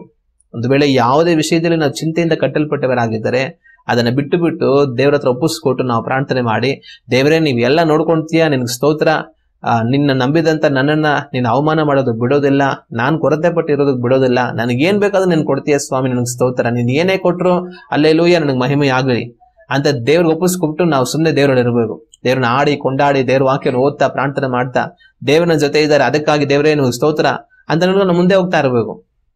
ನಾವು ನೆನೆಸಿದ್ದೇ ನಡಿಬೇಕು ಅಂತ ನಾವು ಎದುರು ನೋಡಬಾರದು. ದೇವರ ನಿನ್ ಚಿತ್ತ ಏನಿದೆ ಅದು ನಡೀಲಿ ಅಂತ ನಾವು ಎದುರು ನೋಡ್ಬೇಕು. ನಾವು ನೆನೆಸೋಂಥದ್ದು ಏನೋ ಒಂದು ನಡಿಬೇಕು ಅಂತ ಹಠ ಹಿಡಿದು ನಾವು ದೇವರಿಂದ ಹೊಂದ್ಕೊಂಡ್ರೆ ಅದು ಇವತ್ತು ಬಹುಶಃ ನಮ್ಗೆ ಬರ್ಬೋದು, ನಾಳೆ ಅದು ಪ್ರಯೋಜನ ಇಲ್ದಂಗೆ ಹೋಗ್ಬಿಡುತ್ತೆ. ಆದ್ರೆ ದೇವರ ನಿಮ್ ಚಿತ್ತ ಏನಿದೆ ಅದಾಗ್ಲಿ ಸ್ವಾಮಿ ಅಂತ ಒಪ್ಪಿಸ್ಕೊಬಿಟ್ಟು ನಾವು ಸುಮ್ಮನಾದ್ರೆ ಇವತ್ತು ನಾವು ಬಾಧೆ ಪಡ್ಬೋದು, ಇವತ್ತು ನಮ್ಗೇನೋ ಸ್ವಲ್ಪ ಇಕ್ಕಟ್ಟು ತೊಂದರೆ ಬಾಧೆಗಳಾಗ್ಬೋದು. ಆದ್ರೆ ನಾಳೆ ಅದು ಶಾಶ್ವತವಾಗಿ ನಿಂತಿರುತ್ತೆ. ನಮ್ಮ ಕರ್ತನಾದ ಯೇಸು ಕ್ರಿಸ್ತನ್ ಯಾವ ತರ ತಂದೆಯ ಚಿತ್ತದ ಪ್ರಕಾರ ಶಿಲುಬೆಯ ಮರಣಕ್ಕೆ ಒಪ್ಪಿಸಲ್ಪಟ್ಟು ಮರಣವನ್ನು ಜಯಿಸಿ ಸದಾಕಾಲವು ಜೀವಂತವಾಗಿದ್ದಾರೋ ಪುನರುತ್ಥಾನವಾಗಿ, ಅದೇ ರೀತಿ ದೇವರಿಂದ ಬರುವಂತ ಕಾರಣ ನಮಗಿರುತ್ತೆ. ಇವತ್ತು ನಮಗೆ ಕಷ್ಟ ಇಕ್ಕಟ್ಟು ಆಗ್ಬೋದು, ಆದ್ರೆ ನಾವು ದೇವರ ಮೇಲೆ ವಿಶ್ವಾಸದಿಂದ ಅದಕ್ಕೆ ನಾವು ಒಪ್ಪಿಸ್ಕೊಟ್ಟು ಅದನ್ನ ಜಯಿಸುವಾಗ ಅದರ ಫಲ ಸದಾಕಾಲವೂ ಇರುತ್ತೆ. ಹಲ್ಲೆಲೂಯಾ. ನಾವು ಅನ್ಕೊಂಡಿದ್ದೇ ಆಗ್ಬೇಕು ಅಂತ ಯಾವುದೋ ವಿಷಯದಲ್ಲಿ ಹಠ ಹಿಡಿದು ಇವತ್ತು ಅದನ್ನ ಹೊಂದ್ಕೊಂಡು ನಾಳೆ ಅದು ಪ್ರಯೋಜನ ಇಲ್ದಿರ ಹೋಗೋದಕ್ಕಿಂತ ದೇವರು ಏನ್ ಮಾಡ್ಬೇಕು ಅನ್ಕೊಂತಾರೆ ಅದು ಆಗಿ ನಮ್ಮ ಜೀವಿತದಲ್ಲಿ ನಡೀಲಿ ಅಂತ ನಾವು ಒಪ್ಪಿಸ್ಕೊಡುವಾಗ ಇವತ್ತು ಅದು ನಮ್ಗೆ ಕಷ್ಟ ಆದ್ರೂ ನಾಳೆ ಅದ್ರ ಫಲ ಶಾಶ್ವತವಾಗಿರುತ್ತೆ. ಇಸ್ರಾಯೇಲ್ ಜನಗಳು ಮಾಂಸ ಬೇಕು ಅಂತ ಹಠ ಹಿಡಿದು ತಿಂದ್ರು, ಆಮೇಲೆ ಸತ್ರು. ಆದ್ರೆ ಮನ್ನವನ್ನು ಮಾತ್ರ ತಿನ್ಕೊಂಡು ಬದುಕಿದ್ರೆ ಯಾವಾಗಲೂ ಬದುಕಿದ್ದು ಕಾನಾನ್ ದೇಶಕ್ಕೆ ಹೋಗಿರೋರು. ಇವತ್ತು ನಾನು ನೀವು ಮಾಂಸ ಬೇಕು ಅಂತ ತಿನ್ಬಿಟ್ಟು ಸಾಯಬಾರದು. ದೇವ್ರೆ ಮನ್ನನೇ ಕೊಡಪ್ಪ ಸಾಕು, ಆದ್ರೆ ನಾನು ಕಾನಾನ್ ದೇಶ ಸೇರ್ಬೇಕು, ಪರಲೋಕ ರಾಜ್ಯಕ್ಕೆ ಹೋಗ್ಬೇಕು, ಆತರ ನಾವು ಬದುಕುವಂತವರಾಗಿರ್ಬೇಕು. ಆದ್ರೆ ಮಾಂಸ ಬೇಕು ಅಂತ ಚಿಂತೆಯಲ್ಲಿ ಗುಳಾಡ್ಕೊಂಡು ಅಯ್ಯೋ ಮಾಂಸ ಇಲ್ವೇ ಅಂತ ಹತ್ಕೊಂಡ್ ಸುರ್ಕೊಂಡು ನಾವು ಬದುಕಿದ್ರೆ, ಆ ಲೋಕ ಸಂಬಂಧವಾದ ಚಿಂತೆಗಳಿಂದ ಬದುಕಿದ್ರೆ ನಾವು ದೇವರಾಜ್ಯಕ್ಕೆ ಹೋಗೋದಿಲ್ಲ. ನಮ್ಮನ್ನು ನಾವು ಈ ದಿವಸ ಪರೀಕ್ಷೆ ಮಾಡ್ಕೊಂಡು ನೋಡೋಣ. ಯೇಸು ಕ್ರಿಸ್ತನು ಹೇಳಿದಂತ ಮಾತು, ಆ ಮುಳ್ಳುಗಳಲ್ಲಿ ಬೀಳುವಂತ ಬೀಜ ಫಲ ಕೊಡೋದಿಲ್ಲ. ಆ ಮುಳ್ಳುಗಳು ಏನು? ಪ್ರಪಂಚದ ಚಿಂತೆಗಳು ಅಂತ ಹೇಳಿ ನೀವು ಯಾವ ವಿಷಯದಲ್ಲಿ ಚಿಂತೆ ಮಾಡಬಾರದು ಅಂತ ದೇವ್ರ ವಾಕ್ಯದಲ್ಲಿ ಅವ್ರು ನಮಗೆ ಹೇಳಿದ್ದಾರೆ. ಒಂದು ಹುಲ್ಲನ್ನ ನೋಡಿ, ಒಂದು ಹಕ್ಕಿಯನ್ನ ನೋಡಿ, ಹುಲ್ಲು ಎಷ್ಟು ಚೆನ್ನಾಗಿರುತ್ತೆ, ಅಕ್ಕಿ ಎಷ್ಟು ಚೆನ್ನಾಗಿರುತ್ತೆ, ಅದೇ ರೀತಿ ಆ ಹುಲ್ಲಿಗೆ ಆ ಹಕ್ಕಿಗೆ ಅಷ್ಟು ಸೌಂದರ್ಯ ಕೊಡುವಂತ ದೇವರು ನಿಮ್ಮನ್ನು ಬಿಟ್ಬಿಡ್ತಾರ? ನಿಮಗೇನ್ ಬೇಕೋ ಎಲ್ಲವನ್ನೂ ಅವ್ರು ಕೊಡ್ತಾರೆ. ಮೊದಲು ದೇವರಾಜ್ಯವನ್ನು ಹುಡುಕಿ, ನೀತಿಯನ್ನು ಹುಡುಕಿ ಅಂತ ಅವ್ರು ನಮ್ಗೆ ಹೇಳಿದ್ರು. ನಾನು ನೀವು ದೇವರಾಜ್ಯವನ್ನು ಸೇರೋದು ನನಗೆ ಪ್ರಧಾನ, ದೇವರೇ ನನಗೆ ಪ್ರಧಾನ, ನನಗೆ ಯಾವುದು ಮುಖ್ಯ ಅಲ್ಲ. ನಾನು ದೇವರು ನನಗೆ ಏನನ್ನು ಕೊಡ್ಬೇಕಂತ ಎದುರು ನೋಡೋದಿಲ್ಲ, ನಾನು ದೇವರನ್ನೇ ಎದುರು ನೋಡ್ತೇನೆ. ದೇವರೊಟ್ಟಿಗಿದ್ರೆ ಸಾಕು ಅನ್ನೋ ರೀತಿಯಲ್ಲಿ ಬದುಕುವಂತವರಾಗಿರ್ಬೇಕು. ದೇವ್ರು ನಮ್ಗೆ ಕೊಡುವಂತ ವಸ್ತುಗಳನ್ನ ಅಥವಾ ನಾವು ಬೇಕಾಗಿರುವಂತವುಗಳನ್ನೇ ದೇವರೇ ಕೊಡು ಕೊಡು ಕೊಡು ಕೊಡು ಅಂತ ಅದನ್ನ ಮಾತ್ರ ಹುಡುಕುವಂತವರಾಗಿರಬಾರ್ದು. ನಾವು ಮೊದಲಾಗಿ ಹೇಳ್ಬೇಕಾಗಿರೋ ಕಾರ್ಯ, ದೇವರೇ ನನಗೆ ನೀನೇ ಬೇಕು, ನನ್ನ ಜೀವಿತದಲ್ಲಿ ಏನೋ ಒಂದು ಅಗತ್ಯ ಇದೆ, ನನಗೇನೋ ಒಂದು ಕೊರತೆ ಇದೆ, ನನಗೇನೋ ಸಮಸ್ಯೆ ಇದೆ, ಇವುಗಳೆಲ್ಲ ಆ ಕಡೆ ಇರಲಿ, ಇದೆಲ್ಲ ನೀನು ನೋಡ್ಕೊಂತೀಯ, ಆದ್ರೆ ನನಗೆ ನೀನೇ ಬೇಕು ಸ್ವಾಮಿ, ನಿನ್ನ ಸನ್ನಿಧಿನೇ ನನಗೆ ಮುಖ್ಯ, ನೀನೇ ನನಗೆ ಮುಖ್ಯ ಅಂತ ದೇವರನ್ನೇ ನಾವು ಬಯಸುವಂತವರುಗಳಾಗಿರಬೇಕು. ಆದ್ರೆ ಭೂಲೋಕ ಸಂಬಂಧವಾದ ಯಾವುದೋ ಚಿಂತೆಗಳಿಂದ ಕಟ್ಟಲ್ಪಟ್ಟಿರುವಂತ ಮನುಷ್ಯ ದೇವ್ರು ನೀನೇ ನನಗ್ ಬೇಕು, ನೀನೇ ನನಗ್ ಸಾಕು ಅಂತ ಹೇಳಕ್ಕಾಗಲ್ಲ. ಅವ್ನು ಹೇಳೋಂತ ಮಾತೆಲ್ಲ ಒಂದೇ, ದೇವರೇ ನನಗಿರುವಂತ ಏನೋ ಒಂದು ಸಮಸ್ಯೆ, ನನಗಿರುವಂತ ಏನೋ ತೊಂದರೆ ಬಾಧೆ, ದೇವರೇ ಇದನ್ನ ಸರಿ ಮಾಡು, ಇದು ಸರಿ ಮಾಡು, ಇದನ್ನ ಬಿಡಿಸು, ಇದನ್ನ ತಪ್ಪಿಸು, ಇದನ್ನ ಮಾತ್ರ ಅವ್ನು ಕೇಳ್ತಾ ಇರ್ತಾನೆ ಹೊರತು ದೇವರೇ ನನ್ಗೆ ನೀನೇ ಎಲ್ಲ, ನೀನೇ ನನಗ್ ಸಾಕು ಅಂತ ಅವ್ನು ಕೇಳಿ ಹೇಳೋಕ್ಕಾಗೋದಿಲ್ಲ. ಆದ್ರೆ ಯಾವತ್ತು ಚಿಂತೆಗಳನ್ನೆಲ್ಲ ಬದಿಗಿಟ್ಟು ಸ್ವಾಮಿ ನನಗೆ ನೀನೇ ಸಾಕು, ನೀನೇ ಬೇಕು ಅಂತ ಹೇಳ್ತೀವೋ ಅಲ್ಲಿವರೆಗೂ ನಮ್ಗೆ ಸಮಾಧಾನ ಬರೋದಿಲ್ಲ. ಎಲ್ಲಿವರೆಗೂ ನಾವು ಈ ಲೋಕದ ಯಾವ್ದೊಂದು ಚಿಂತೆಯಲ್ಲಿ ಕಟ್ಟಲ್ಪಟ್ಟಿರ್ತೀವೋ ಅಲ್ಲಿವರೆಗೂ ನಮ್ಗೆ ನೆಮ್ಮದಿ ಇರೋದಿಲ್ಲ. ನಮ್ಮ ಕರ್ತನಾದ ಯೇಸು ಕ್ರಿಸ್ತನು ಮಾರ್ತಾ ಮರಿಯಳ ಮನೆಗೆ ಹೋಗ್ತಾರೆ ಒಂದ್ ದಿವಸ ಊಟಕ್ಕೆ ಅಂತ ಅನ್ಬಿಟ್ಟು. ಆಗ ಅಲ್ಲೂ ಅವ್ರ ಮಧ್ಯದಲ್ಲಿ ಹೋಗಿ ದೇವ್ರ ವಾಕ್ಯ ಪ್ರಸಂಗ ಮಾಡ್ತಾ ಇರ್ತಾರೆ. ಅಲ್ಲಿದಂತ ಮರಿಯಳೇನ್ ಮಾಡ್ತಾಳೆ, ಬಂದು ಯೇಸು ಸ್ವಾಮಿ ಬಂದ್ರು ಅಂತ ಹೇಳಿ ಅವ್ರ ಪಾದ ಹತ್ರ ಕುತ್ಕೊಂಡು ಅವ್ರು ಹೇಳೋದ್ ಬೋಧನೆ ಕೇಳ್ತಾನೆ ಇರ್ತಾಳೆ ಸುಮ್ನೆ. ಅಯ್ಯೋ ಯೇಸು ಸ್ವಾಮಿ ಶಿಷ್ಯಂದ್ರೆಲ್ಲ ಬಂದ್ಬಿಟ್ಟಿದ್ದಾರೆ ಅಂತ ಅನ್ಕೊಂಡು ಮಾರ್ತಳ ಏನ್ ಮಾಡ್ತಾರೆ, ಹೋಗಿ ತರತರವಾಗಿ ಅಡಿಗೆ ಮಾಡ್ಬೇಕು, ಮಾಡಿ ತನಗೆ ಊಟಕ್ಕೆ ಬಡಿಸ್ಬೇಕಂತ ಹೇಳಿ ತುಂಬಾ ಅದ್ರ ಬಗ್ಗೆ ಗಡಿಬಿಡಿಯಾಗಿ ಏನ್ ಮಾಡ್ಬೇಕಂತ ಅದು ಮಾಡು ಇದು ಮಾಡು ಅಂತ ತುಂಬಾ ಅಡಿಗೆಗಳು ಮಾಡ್ತಾ ಇರ್ತಾರೆ. ಕೊನೆಗೆ ಮಾಡಿ ಸಾಕಾಗಿ ಬಂದು ಯೇಸು ಸ್ವಾಮಿ ಹತ್ರ ಹೇಳ್ತಾಳೆ, ಸ್ವಾಮಿ ನಾನು ಎಷ್ಟು ಕಷ್ಟ ಪಡ್ತಾ ಇದೀನಿ, ನನ್ನ ಕಷ್ಟ ನಿನ್ಗೆ ಅರ್ಥನೇ ಆಗ್ತಾ ಇಲ್ಲ. ನನ್ನ ತಂಗಿ ಅಲ್ಲೇ ಕುತ್ಕೊಂಡು ಸುಮ್ಮನೆ ನೀ ಮಾತಾಡೋದನ್ನ ಕೇಳ್ತಾ ಇದ್ದಾಳೆ, ಅವಳು ಕಳಿಸ್ಬೋದು ತಾನೆ, ಕಳಿಸಿ ನಂಗೆ ಸಹಾಯ ಮಾಡಿ ಕೇಳ್ಬೋದು ತಾನೆ, ಏನ್ ಸ್ವಾಮಿ ನನ್ನ ಕಷ್ಟನ ನೀನು ಅರ್ಥ ಮಾಡ್ಕೊಂತ ಇಲ್ಲ ಅಂತ ಯೇಸು ಸ್ವಾಮಿ ಹತ್ರ ಹೇಳ್ತಾಳೆ. ಆಗ ಯೇಸು ಸ್ವಾಮಿ ಹೇಳ್ತಾರೆ, ಮಾರ್ತಳೆ, ನೀನು ಅನೇಕ ವಿಷಯಗಳಲ್ಲಿ ಗಡಿಬಿಡಿಗಳಿಗೂ ನೀನ್ ಕಟ್ಟಲ್ಪಟ್ಟಿದ್ದಿ, ಅವುಗಳಿಗೆ ಒಳಗಾಗಿದ್ದಿ, ಅದ್ರ ಬೇಕಾಗಿರೋದು ಒಂದೇ, ಮರಿಯಳು ಅದನ್ನ ಆರಿಸ್ಕೊಂಡಿದ್ದಾಳೆ, ಅದು ತನ್ನಿಂದ ತೆಗೆಯಲ್ಪಡೋದಿಲ್ಲ. ಆದ್ರೆ ನೀನು ನನ್ನನ್ನ ಯಾವ ತರ ಉಪಚರಿಸಬಹುದು ಅಂತ ನನ್ನ ಉಪಚರಿಸೋದಕ್ಕೆ ಬೇಕಾಗಿರುವಂತದ್ನೆಲ್ಲ ಹಲವಾರು ಸಿದ್ಧತೆಗಳು ಮಾಡ್ತಾ ಇದೀಯಾ, ತುಂಬಾ ಗಡಿಬಿಡಿಯಲ್ಲಿ ಕೆಲಸ ಮಾಡ್ತಾ ಇದೀಯಾ. ಆದ್ರೆ ನನಗೆ ಅದು ಮುಖ್ಯ ಅಲ್ಲ. ನೀನ್ ನನಗೇನ್ ಕೊಡ್ತೀಯ ಅದನ್ನ ನಂಗೆ ಮುಖ್ಯ ಅಲ್ಲ. ಆದ್ರೆ ನನಗಿರೋ ಬೇಕಾದ್ರೆ ಮುಖ್ಯ, ನೀನ್ ನನ್ನ ನಿತ್ಯ ಜೀವನ ಕೊಡುವ ಜೀವ ವಾಕ್ಯಗಳನ್ನ ಕೇಳಬೇಕು, ಆ ವಾಕ್ಯಗಳ ಪ್ರಕಾರ ನೀನ್ ಬದುಕಬೇಕು, ಅದೇ ನನಗೆ ಮುಖ್ಯ. ನೀನ್ ಕೊಡೋದ್ರಿಂದ ನಾನ್ ಬದುಕೋದಿಲ್ಲ, ನೀನ್ ಕೊಡೋಂತ ಊಟ ತಿಂದು ನಾನ್ ಬದುಕಲ್ಲ, ನಾನ್ ಬದುಕೋ ದೇವ್ರ ವಾಕ್ಯದಿಂದನೇ ಬದುಕ್ತೀನಿ. ಆದ್ರೆ ನಾನು ಕೊಡುವಂತ ವಾಕ್ಯದಿಂದ ನೀನ್ ಬದುಕ್ತೀಯ, ಆತ್ಮದಲ್ಲಿ ನೀನ್ ಬದುಕ್ತೀಯ.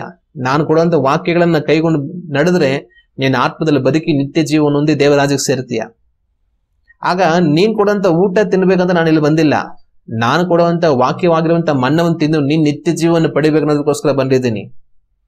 ಆದ್ರೆ ನೀನು ನಾನು ಕೊಡುವಂತ ಜೀವವುಳ್ಳಂತ ವಾಕ್ಯವಾಗಿರುವಂತ ಮನ್ನವನ್ನ ತಿಂತಾ ಇಲ್ಲ. ನನಗೆ ಹೊಟ್ಟೆ ತುಂಬಿಸೋದಕ್ಕೆ ಏನ್ ಬೇಕೋ ಆ ಊಟವನ್ನು ತಯಾರು ಮಾಡಿದ್ರೆ ನೀನು ಆಸಕ್ತಲಾಗಿದ್ದೀಯ. ಆದ್ರೆ ಅದು ನನಗೆ ಮುಖ್ಯ ಅಲ್ಲ.